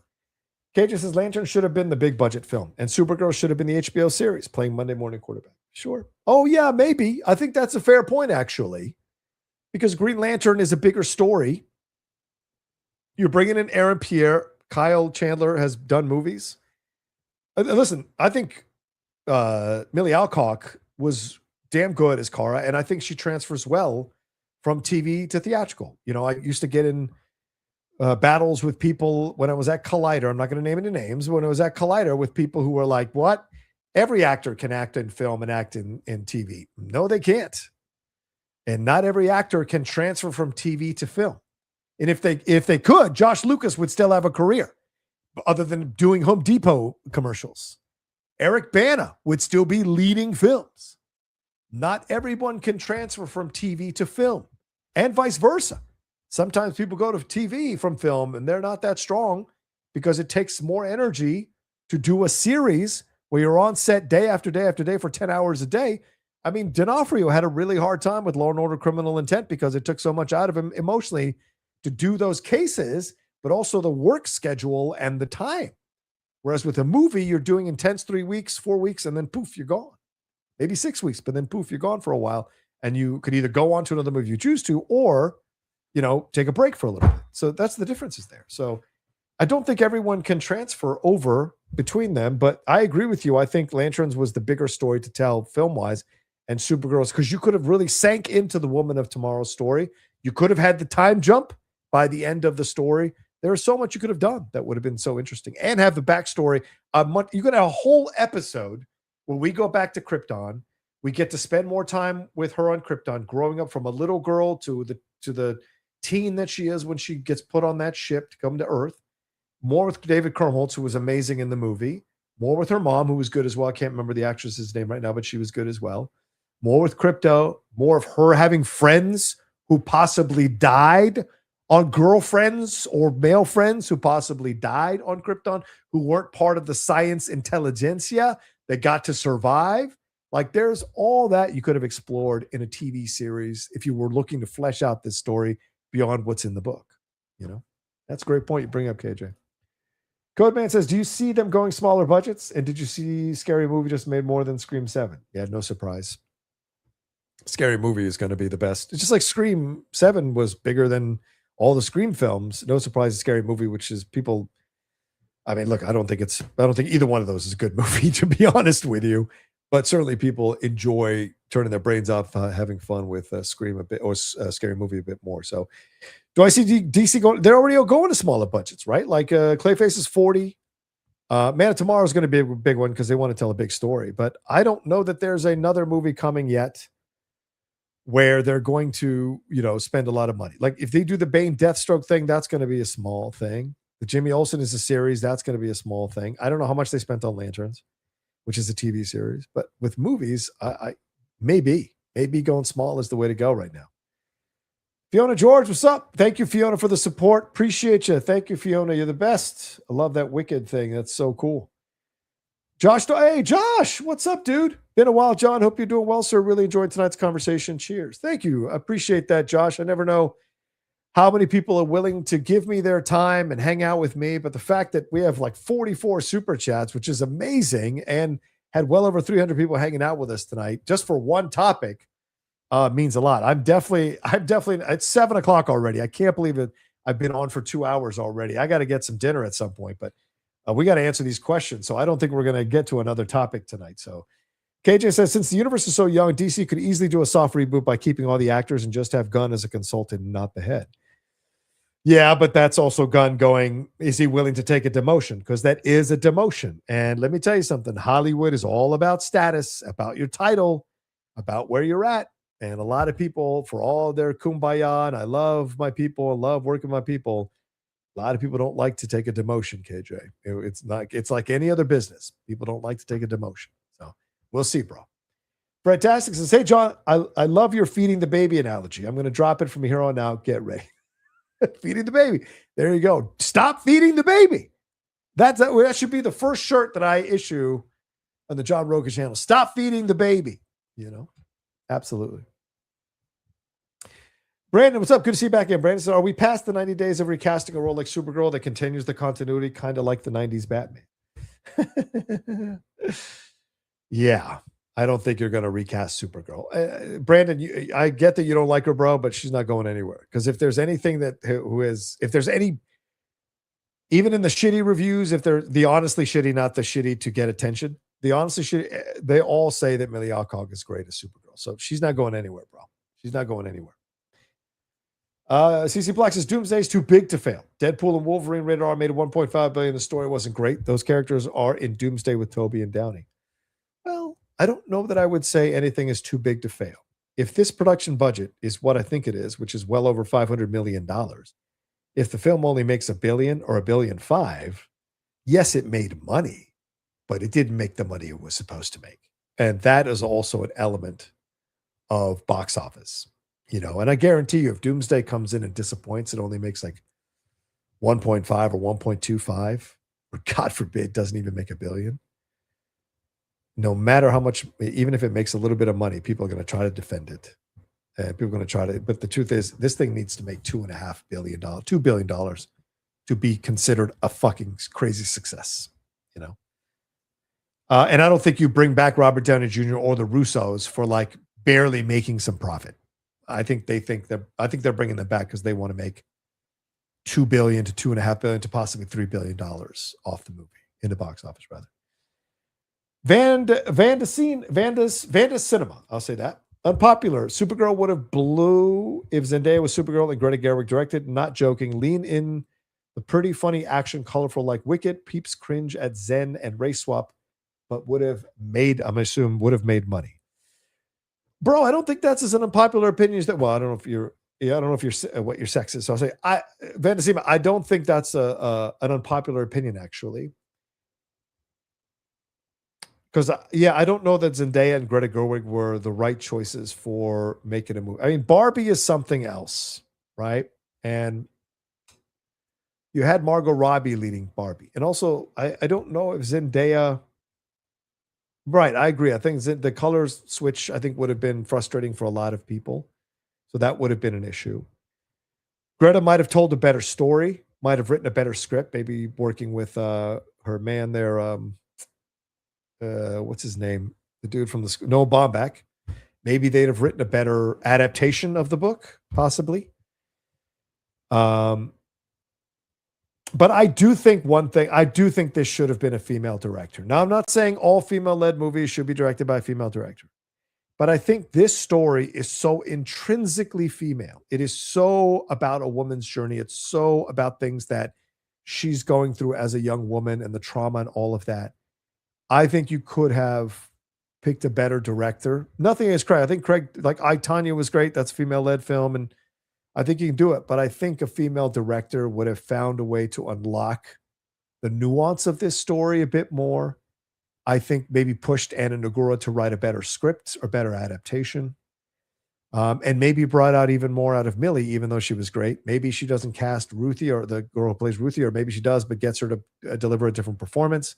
Maybe she understands how the villain has to be a much bigger part of the movies, because I think Dan Murrell said in his review, like, the villain needs to be a powerful, exciting villain if you're introducing a new hero into your universe, because that hero is going to have to work hard to beat that villain.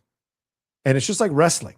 Do you really think someone who squashes a wrestler, do you think that helps them in any way? No, it's when they face someone who can go toe to toe with them and then beat them. That's what makes you really like the wrestler. And when you're introducing them, I think there has to be a way to do that. That's better for sure. Cartoon says, you think this is the end of female-led hero films or not? I think you put them on. I think for this budget, it's the end of it for now. I do think down the road, we will be much more open to it down the road. I think we have to get through this politically fraught time with all these hurt male incels and all these guys who are, upset about female power because they're intimidated by women and their power, which is really what it is. I don't care what they fucking say on their shows or, talk down to women. It's all because they're intimidated. That Andrew Cuck and Tim Pool and all of them, they're all fucking intimidated by women. Once we get past this, I think there may be possibilities to open the door again, but I don't think at this budget. Like, I just think it's going to have to be a smaller budget. Now, maybe Wonder Woman with Adria Arjona, maybe there's a budget there and people are like, oh, hell yeah, I want to see that. That maybe could be the difference. But we'll see. We'll see. So I don't think it's the end, but maybe a pause for right now. Okay. JLM says, Supergirl autopsy sounds like Gillespie versus Gunn is the... Oh, COD is... I only know COD is cash on delivery, so I don't know what COD means, but maybe culprit or something. I don't know. Yeah, I think that's a possibility. Gillespie versus Gunn was going on behind the scenes. I think that's a fair point. We'll see, though. Campia, Lord Zuko, what's up, man? Campia has been Gunn's biggest defender, but is now saying he has failed at his job as CEO, making sure DC puts out quality because Supergirl was so bad. I think absolutely this is a failure that you can hang on James Gunn for sure. I mean, he's the head cheese. He's the one that approved this stuff. He's the one that said, yes, push it out there. And he has to take responsibility, just like Feige does. And I think it's shitty that he's not out there. It's Safran doing the quotes. It's Safran doing the comments. Gunn posted one thing: go see Supergirl today on Twitter. That's it. And I think he should be out there taking the hits. I don't think he should be hiding from it. And if that DC show, and this is, no, I'm not trying to attack anybody, Coy or any of these people, but if that DC show had some real guts, I think they would call James out on the carpet and have an honest conversation. You want to have James, if James wants to repair this, go on a show that isn't going to kiss his ass, answer the tough questions, and go back and forth with somebody about the situation, about what's going on. Like, I think that's how you do it. Because this tour he did a few months ago where he only went on YouTube channels that kissed his ass and hero worshipped him. And I get the PR for WB wants to do that because that's how they protect their investment and protect their guy and all of that. But God damn it.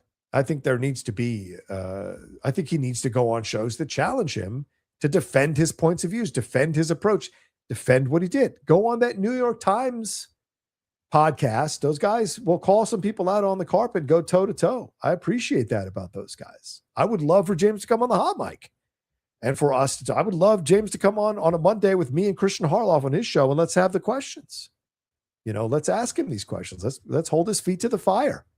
I think it's fair. You want to be a CEO, a co-CEO.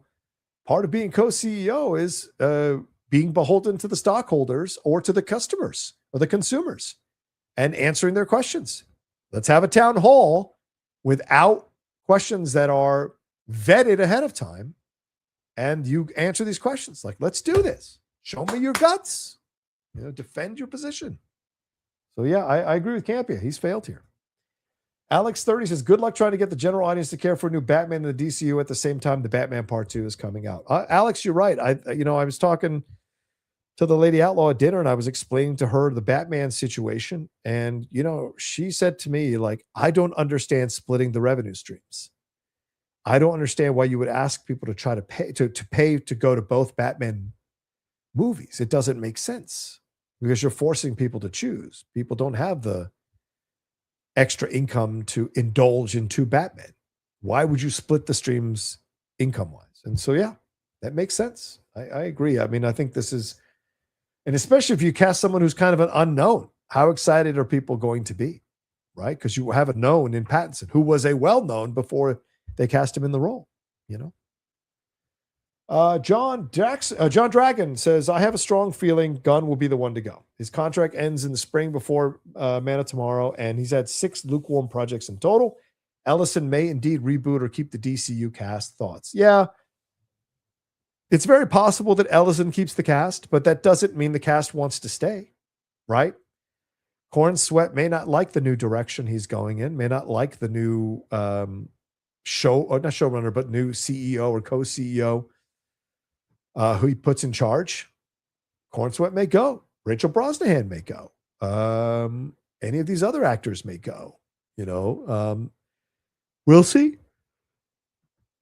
But I think you're right. I think Gunn will eventually step down. And I think it'll be painted in the sense of like, I'm doing what's best for the company right now. I did what I could. Clearly it's not working. And I should remove myself from this position because I care about these characters. I care about DC. universe, and clearly the fans are speaking with their pocketbooks and with their lack of attendance to my stuff or to the stuff that I'm putting out. And so that's an indicator that my thing isn't working. And I'll step aside, step down, and someone else can come in and take over what I've been building or build something new. So it's very possible, John, that he steps down. I don't, and maybe Saffron with him too, possibly. Derek, back again. What's up, brother? I just want to say I don't hate Gunn, but I think Rocha and a few others noticed a lot of the red flags that people put rose-colored glasses on for Gunn's leadership, and now a lot of hate is coming from people who ignore those concerns. Yes. I mean, I can't tell you how many people doubt my points of view or perception on things, say I'm being ridiculous, or even when I said on Christian Harloff's show that I study the human condition. I do. I can read people like nobody's fucking business. And even if I'm willingly involved in them with business or with things I'm doing, I know who they are. And I can see there's little patterns when you get older, you notice patterns in people. You notice little things they say. You notice syntax. You notice words. You notice inflections. You notice behavior when they're confronted about certain things. And that speaks volumes about who they are. And if you're paying attention, and not everybody can do this, and I know a lot of people who scoff at it can't do it. And they're the ones who are constantly getting fucked over or betrayed or don't see stuff coming. That's the thing. I don't say that I wouldn't say that I'm never surprised by people, but I'm rarely surprised by people because I can usually see ahead of time. Like I'll tell you one right now. Like I don't buy any of the Taylor Swift hype. I've never bought it from day one, never will buy it from day one. I think she is a sweet person, but I think she also likes the attention and loves the spotlight. And if you're threatened that with her in any way, I think she can turn. And when those text messages came out of her talking shit about Baldoni, and by the way, I don't know, no matter where you side on this, the way she talked about it, oh, he's playing his little violin, that little shit, like all these things, that's a person who is, has a mean streak in her. And Olivia Rodrigo has alluded to it. Other people over the years have alluded to it. She has a lot of defenders. She has a very strong PR machine that got her into that Songwriters Hall of Fame stuff earlier than anybody else. She's about to go have a wedding. I mean, the person who's always like, who, me? Is about to go have a wedding in Madison Square Garden in a massive, massive spectacle, right? Why? Because she sees herself as an American princess, as unofficial royalty of America. She does, right? And so she wants the biggest wedding, the biggest spectacle. Now, does that strike you as someone who's got her very grounded or feet on the ground? It doesn't have issues about her ego or anything like that? No. Those are little things. Now, I'm not saying she can't write great music, and certainly it's resonated with a lot of people who love her stuff. But I see through her, and some people do as well. And I don't see through her because she's a powerful woman or she's a successful woman. There are plenty of women who are successful who I adore and love. Alanis Morissette, fucking Madonna, Katy Perry. Like there's a lot of people who are successful and all of that stuff. So that I adore.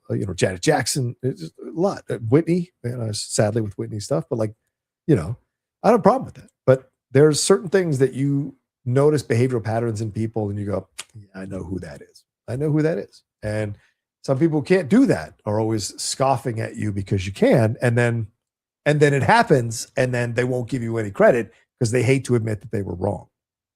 So yeah. Thank you, Derek. I appreciate you, brother. John DX Dragon says, lastly, I do believe big changes are coming in 2027. I firmly believe Batman will hit $1 billion. Part one's audience, or Batman Part 2, rather, will hit $1 billion. Part one's audience was hurt by COVID. The 2027 box office numbers may cause Ellison to change direction. Yeah, very possible. Very possible. Very possible. If he even takes over, right? We don't know. There's all kinds of battles going on behind the scenes. Now, I read an article over the weekend, I think it was in Puck, saying that the way that these attorney generals might be satisfied is if Ellison sells CNN, and that will calm the nerves about the media being controlled too much by right-wing nutballs. And so that will allow this to go through a little bit more quicker. We'll see if but Reports back were that Ellison absolutely does not want to give up CNN, thinks there's good money to be made in news, even though he's tanking CBS through Bari Weiss, like tanking. So we will see. So I don't know if Ellison will be in charge. We'll see when this is all said and done. Brandon says, maybe Supergirl would have benefited from another female metahuman as a buddy adventure, Hawkgirl, Stargirl, etc. Yeah, but that wasn't the story they were telling, brother. I mean, this is the story they were telling, and Ruthie is not a metaphysical, a metahuman, rather. So, yeah, I hear you, bro. But, you know, you have to understand that the story was based on an original source material, and so they were essentially adapting it. Whether it was good or not is, of course, your own personal opinion. But, yeah. But I hear you. I think if it was just telling a story from scratch, a buddy girl like Thelma and Louise type of story, 100%. Sign me up. Let me see what that would be like for sure. Right. I said, Rocky says, I just want to send some support. Always love listening to your thoughts and opinions. Thank you, Isaac. Rocky, I appreciate that, man. I wasn't sure if I was going to go live tonight. I had no idea 300 people were going to join me live, and then the number of super chats, which has been amazing, 45 of them. Wonder if we'll get to 50 by the time I'm done. But it's very kind of people to send in love, send in support. Thank you, Derek. Thank you to everybody who's been sending multiple super chats, Brandon, and everybody. You know, it's very kind. So, and trust me, these always love listening to thoughts and opinions. I appreciate that because a lot of people come for my thoughts and opinions, and sometimes I can get self-conscious and be like, well, do I really want to go live? Is anybody going to give a shit about what I have to say? And you know, sometimes people go, well, look, you're not getting 100,000 views on your content. Yeah, I know, but I'm doing it my way, and I like talk about this stuff. So the fact there are people like you who come in and support and donate and send kind words like this, dude, means a lot. So thank you, Ice Hagrock. I appreciate you. Appreciate you. JLM says, thoughts on Owen Gleiberman's Supergirl critique professionalism. Yeah, I was not happy with that. Let me see here. Owen, let's take a look at it together, right? I mean, I know I have to go, but I want to go at some point, but let's, sorry. Here we go. Is it Supergirl? Oh, no. Open Variety Supergirl. Wait, let me put Supergirl. Well, I mean, I did tweet about this, you know, and I went after him for what he said, and I called it ridiculous and fucking childish. For a guy of his age to go after Millie Alcock's looks in his review. So, where is it? Let's take a look at it together, because some people may not know what you're referencing, JLM, and some of you may not have seen this from Owen, who was, as I said in my tweet, Owen was one of those critics that I watched, or read rather, when I was younger, and appreciated and liked over the years. So this was a rough read for me. So let's see here. Let's make it slightly bigger so everyone can see it. Zoom in. Okay. And let's turn off the privacy rights. Last summer's reboot of Superman was a movie that provoked reactions all over the map. Some liked it, some didn't. Even if, like me, you were in the positive camp, the movie was trying to be so many things at once that your appreciation for how close it came to echoing the vibe and style of comic books might have been scraped up against your feeling that it was all a bit busy. That said, there was one thing about Superman that perhaps the whole world could agree on: the 12-minute long, blah, blah, blah, blah, blah, blah. In that light, here's the key thing to know about Supergirl. The second outing from James Gunn's DC Studios. The entire movie thinks it's punk rock. It opens with Krypto the Superdog peeing on a newspaper headline about Superman saving a small town. From there, the film introduces us to Kara Zor-El, who, rather than being the spunky Supergirl of legends, saving earthly lives in a primary colored spandex suit, is an interplanetary drunk in a Blondie t-shirt. How punk rock! Bopping from one era dystopia to the next, seeking out junk heap bars on junk heap planets, getting into fights set to razory anthems by Wet Leg and Halsey. The villain, Creme of the Yellow Hills, is an overly derivative Mad Max reject. I would agree with that. Played by the Belgian actor Matthias Schoenaerts, with a shaved head and scraggly ponytail and rows of silver pellets piercing his face and an accent that might be from Transylvania. Think the Lord Humongous meets Pinhead meets Adam Sandler. I wouldn't go that far. I think there's a better accent than Adam Sandler. We're told that Creme, a human trafficker who leads a group of space pirates known as the Brigands, possesses the strength of 10,000 men, but we'd be happier if he had the magnetism of one interesting one. Oof. The Australian actor, see, I disagree. I think he was fine in the movie. I think the movie the issue wasn't him as an actor. The issue was that it was an underwritten role and he was barely in the movie. He never had a chance to really be a truly scary villainous villain, you know? The Australian actress Millie Alcock is 26, but as Kara, she has the look and aura of someone younger, right, with a touch of wild child 70s androgyny.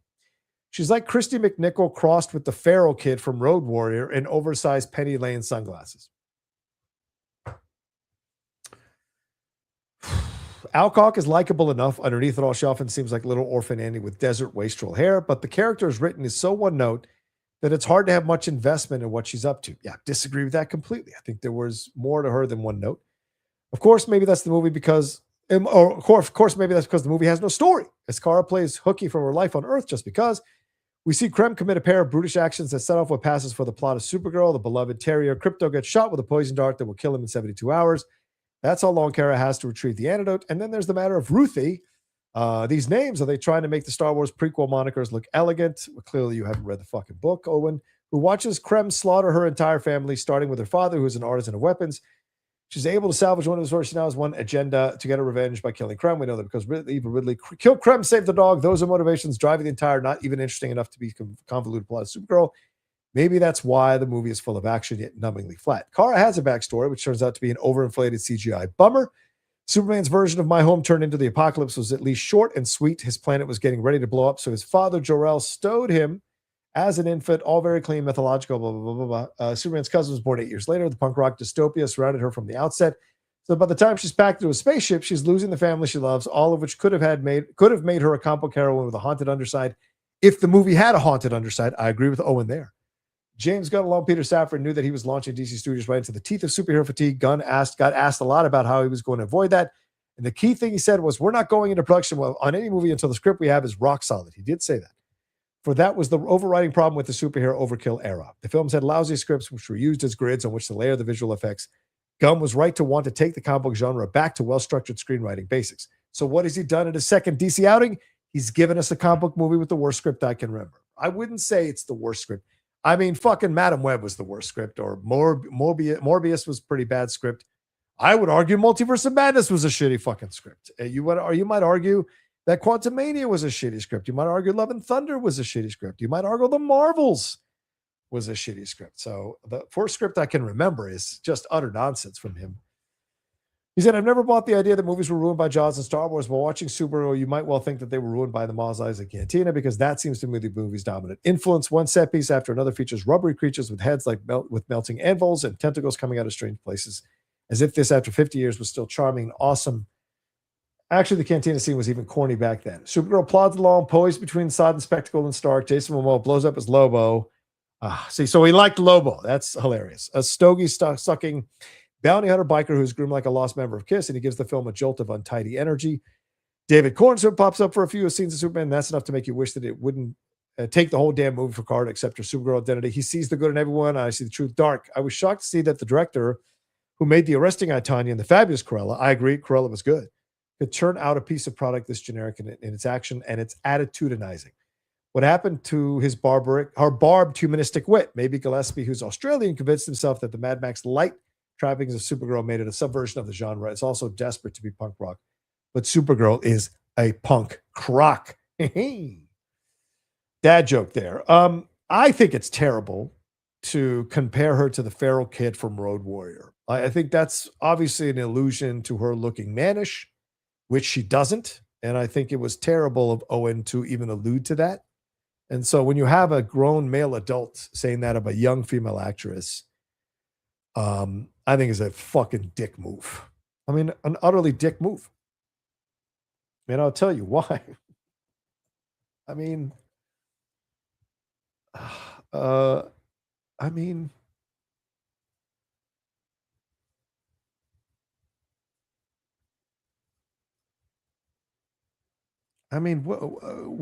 if I said Owen Gleiberman, who looks like Vin Diesel's uglier, dumber cousin?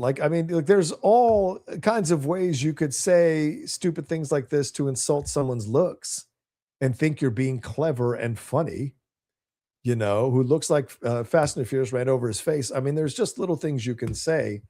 And so to me, to comment on a person's looks like that is so untoward and such poor form. And if you're a young movie critic and you read that from what you, if Lieberman can say that, then I can certainly insult a woman's looks or insult her appearance and allude to her being essentially mannish by comparing her to the feral kid in Road Warrior. I mean, I think there's just some things you don't do. I just don't think there's things you do.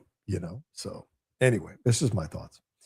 Michael McKenzie says, did you pre-order Grand Theft Auto 6? It's made $3 billion already. I did not pre-order it. I didn't know that it was even out for pre-order. I bought Claire Obscura this weekend, and I bought the James Bond game. So I'm going to be playing that. Once I'm done with Jedi Survivor, which hopefully should be by next week, I will be doing that as well. So maybe I will get the GTA 6 soon. Derek Johnson, thank you, Derek, for the support. Appreciate you, brother. Brandon says, in your view, is Batman off limits to a TV series? Yes, 1,000,000%. Arrowverse, although had its redundant moments, but it did do something groundbreaking, combining 3+ shows successfully. Yeah, Brandon, but none of them are Batman. Flash, Green Arrow, none of them are fucking Batman. None of them. Batman is reserved for feature film, man. That is where he belongs. You can do him animated. You can do him in a video game. You can do those things. But he is a feature film guy, dude. I don't think you do a live action Batman series at all. Maybe down the road after you've established your Batman, but Penguin is as close as you get to something. And there's rumors of a Poison Ivy series, but you're not going to do a Batman or a Catwoman series. You're not going to do a Batman series. He's just too big, man. He's just too big. All right, those are all the super chats. Thank you to everyone who sent the super chats. Let's move on to these Streamlabs as I'm rounding out. If anything else you want to say here, we're going to end the show after these Streamlabs, so please make sure you send them in. Let's see. Fred says, hey, Outlaw, since the theaters take half of the money, I can see how DC might be in trouble. Superman's money wasn't very high, but WB was trying to raise the excitement from it. But if Clayface hits like Supergirl, then Man of Tomorrow will be dragging that weight behind them. 100%. You're so right on that, Fred. You're so right on that. You're more right on that than you know. So I think you're so right on that, dude. Also, I saw the New Digger trailer. I'm not thinking this is going to be a good movie because of their approach to promoting it. It's like they're saying, look who we got in our movie. Come watch it, instead of showing you actual movie footage. Fred, I'm telling you, I've seen the actual movie footage. They're trying to save it for the right time. And when they drop it, there's going to be tongues wagging in conversation. So check back with me after the footage drops and see what you think about it then. They're doing a slow rollout because they know this one, they want to keep the mystery of this one as long as possible. Luke, what's up? Luke says, hope you're well, brother. Hope you're well, Luke. Apologies for being an ass in the comments the other week regarding Idris Elba's story. Hope you can accept that I will do better. Also, congrats on the weight loss. I was unable to send a super chat. Please, could I be unblocked? Yeah, sure, man. I appreciate the apology. I don't know how to unblock you once I block you from the channel. So maybe leave another comment and I can unblock. I'll do research on that, Luke, and check back in with me later on this week, maybe on Hot Mic or something, and send in like a $1 thing, and I'll let you know if I've unblocked you or not. So yeah, guys, listen, I don't block people unless they're assholes or they're being assholes or they're condescending. I don't mind debate. I don't mind back and forths. But when you come in with the LMAO and the clown face and the laughing and all that shit, I'm not dealing with an adult. And so that's the thing. And sometimes I'll give it back to you and then I'll get exhausted by it and block you. That's just how I am.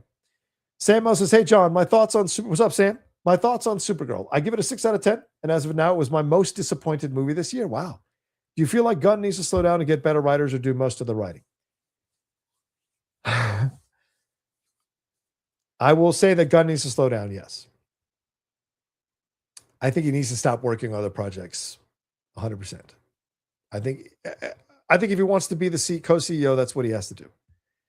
Getting better writers doesn't matter if you're going to be helicopter parenting or hovering over them, which it feels like Lieberman's review is really interesting because of what he says about Craig Gillespie.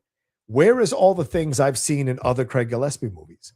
Well, it feels like James Gunn came in possibly and blunted that out of the script, blunted the approach of Gillespie's to this movie and of Gillespie's approach to this movie. And maybe that's why there is the rumored friction between them. And you're getting a Craig Gillespie movie that isn't what he has done before with Cruella and with I, Tonya, which were damn good movies. So, yeah. So it may be that it's a Gunn situation. So maybe the answer is to pull Gunn away rather than to make him more on top of things. Samuel says, as of now, who is in more trouble, DCU or MCU? Could you make the argument of the MCU because of disappointment with the past phases and the rush to add Doctor Doom of Avengers Doomsday? I would actually I think right now DC's in a bit more trouble than Marvel. Yes, Superman was great, but look at all these other uneven projects. Look at how many projects have been canceled or are not going to come to fruition.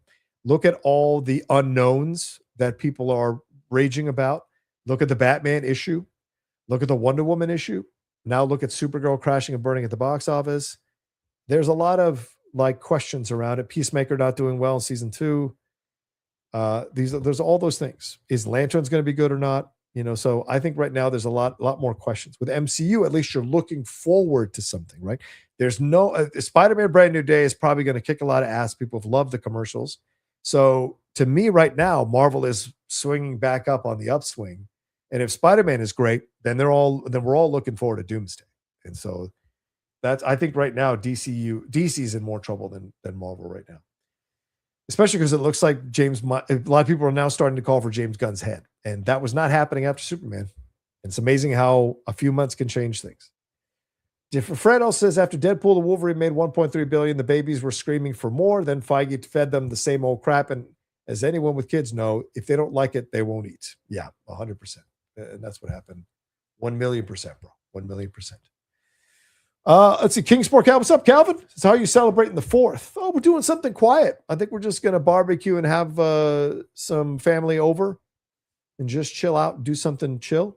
Hang out in the backyard, listen to the fireworks, watch a show or two. It's not going to be too heavy. We're not going to go anywhere or whatever. We're not people who do that stuff. So, thank you though, Cal. I hope you celebrate your 4th and have a good time, my friend. Everybody who's watching, I hope you guys have a good time. Wayne, what's up, Wayne? Good evening, John. I haven't seen Supergirl yet. I'm bummed to hear that it is a bit messy. However, in honor of the source material, which I loved, I'll see it on Thursday night. Respect, dude. Wayne, you're always one of my favorites when you come in, brother. You're always such a source of positivity, and I'm a source of positivity back to you. So I want to hear what you think about it. So when you see it, DM me, or if you want to come into one of the live shows, let me know what you thought about it. I want to hear from you, bro. Did you like it? Did you not like it? Did it work for you? Did it not work for you? I want to hear from you. Wayne also follows up, says, I respect Gunn. I love Superman, but some of his silly and weird story ideas didn't work for me. His style doesn't always attract the normies who buy the bulk of the tickets. Yeah, that's a fair point. Well, I mean, Guardians of the Galaxy did, and I think he found a niche there with those 3 movies. The Suicide Squad was well received. I don't think the box office was gangbusters for the Suicide Squad. Is that right? I mean, let's tell the truth here.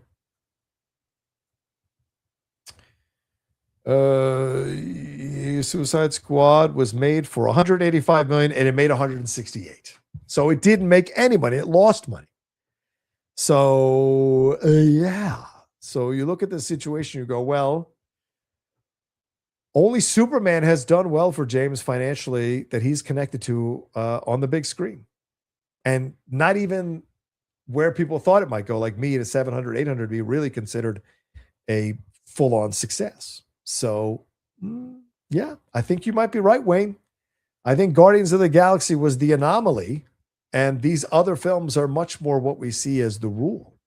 And it may just be that he just caught lightning in a bottle with Guardians of the Galaxy, and that, because I don't think the second one's that great. But the ego stuff is good, but some of the other stuff is a little wonky.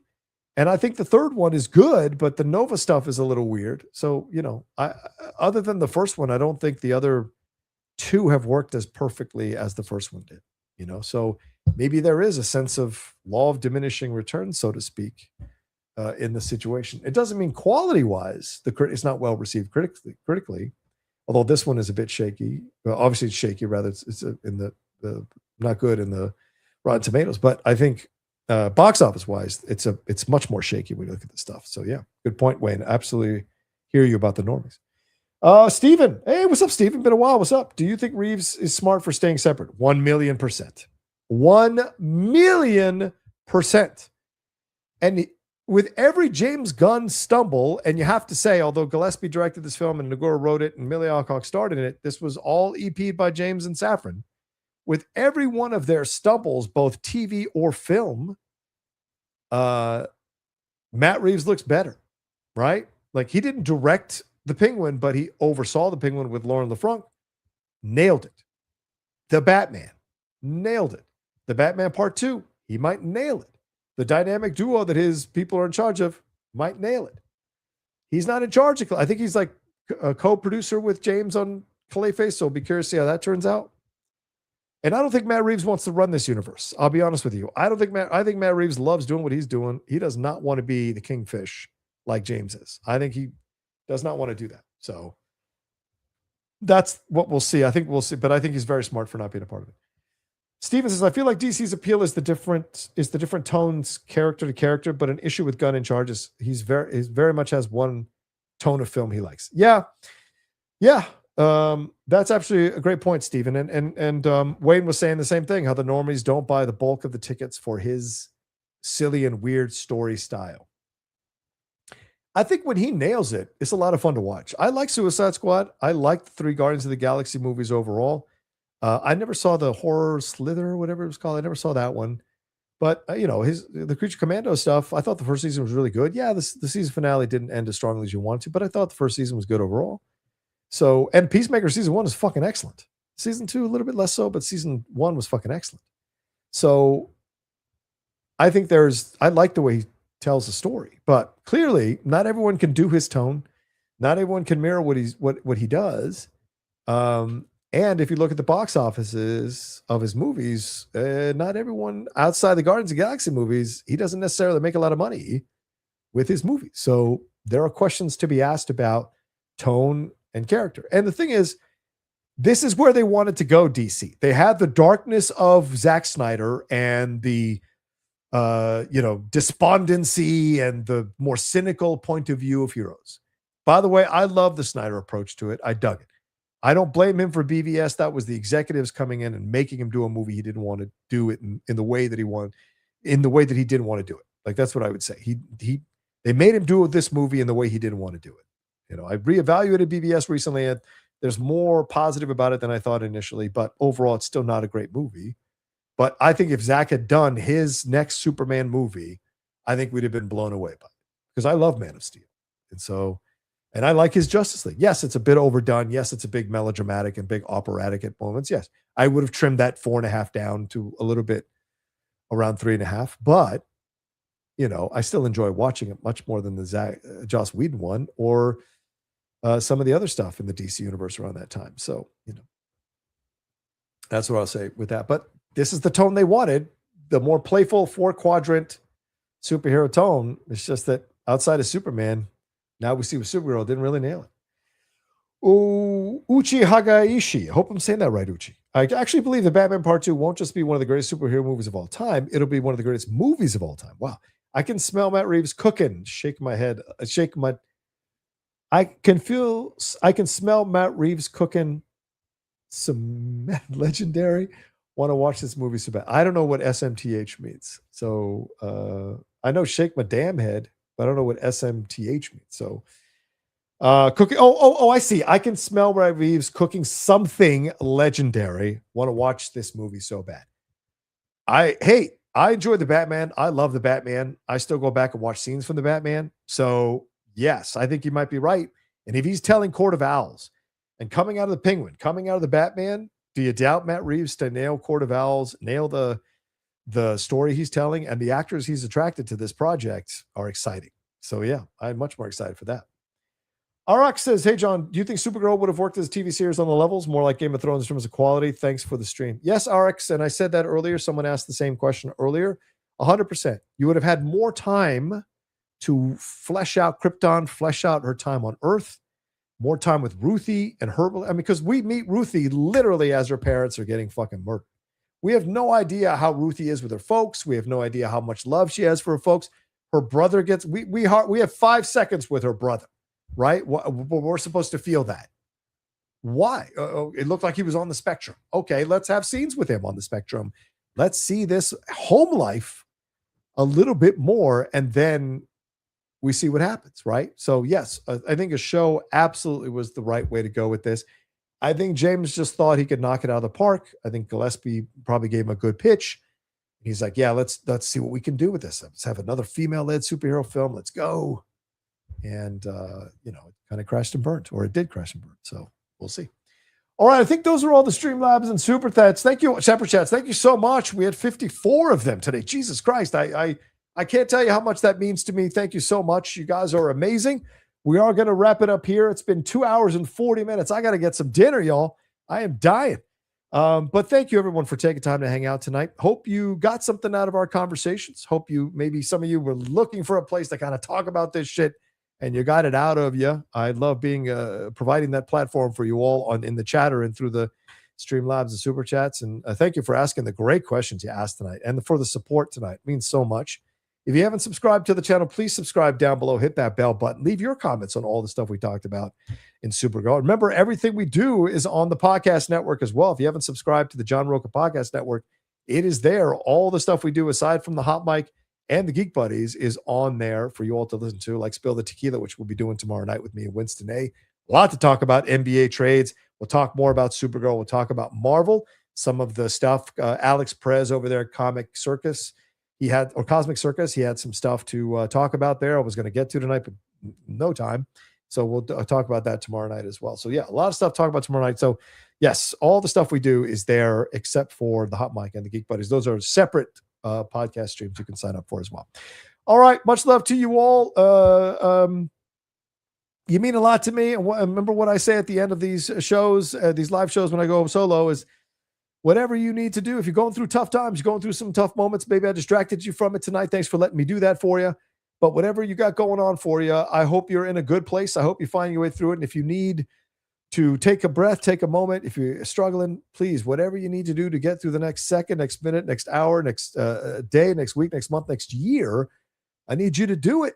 I love having you around. Love having you part of the John Rocha channel. It used to be the Outlaw Nation, but I love having you part of the John Rocha channel and hanging out with us every week. Some of the same names that come every year, come every show. It means so much to me that you guys want to hear what I got to say. And I love hearing what you all have to say. So please stick around, man. Hang out. You never know what the world can open up for you. I know it seems, trust me. If you follow me on social media, I know how fucked up the world is right now, man. But there are places to go. There are things to do to help you navigate those moments. So I hope you're finding your way to do that. Whatever you're suffering through, whatever you're going through, I hope you're finding a way to do that. I suffer with it too. I have to use my tools sometimes. I get in those places still occasionally, those suicidal places or ideation. I know what it's like. You get the mental depression. I know all of it, man. But I have my tools.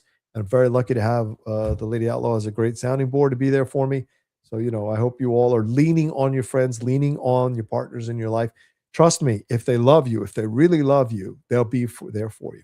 But you got to give them the chance to be there for you. Don't tell yourself, I'm a bother. Don't tell yourself, oh, I'm annoying them. Don't tell yourself I'm too much for them. People want to step up for you. You've got to believe them when they say they want to step up for you, and you've got to give them the chance to step up for you. That's your job. If you're suffering with mental health and depression and suicidal ideation, it's your job to, make that effort and make that connection and open the doors for them to be there for you and not get caught up with putting yourself down so that you don't reach out, So I just want to put that out there because I think we're more aware of it now than ever before. And I think people want to be there for other people who are suffering with it more than ever before. Just want to say to you that. All right. I love you madly. Take care of yourselves. Be well. Thanks so much for hanging out tonight. And I will talk to you next time with another brand new episode here of The Truth, or possibly a new episode of a new show down the road that will be a different title than The Truth, but kind of the same vibe. We'll see. All right. Peace. Love you. Take care.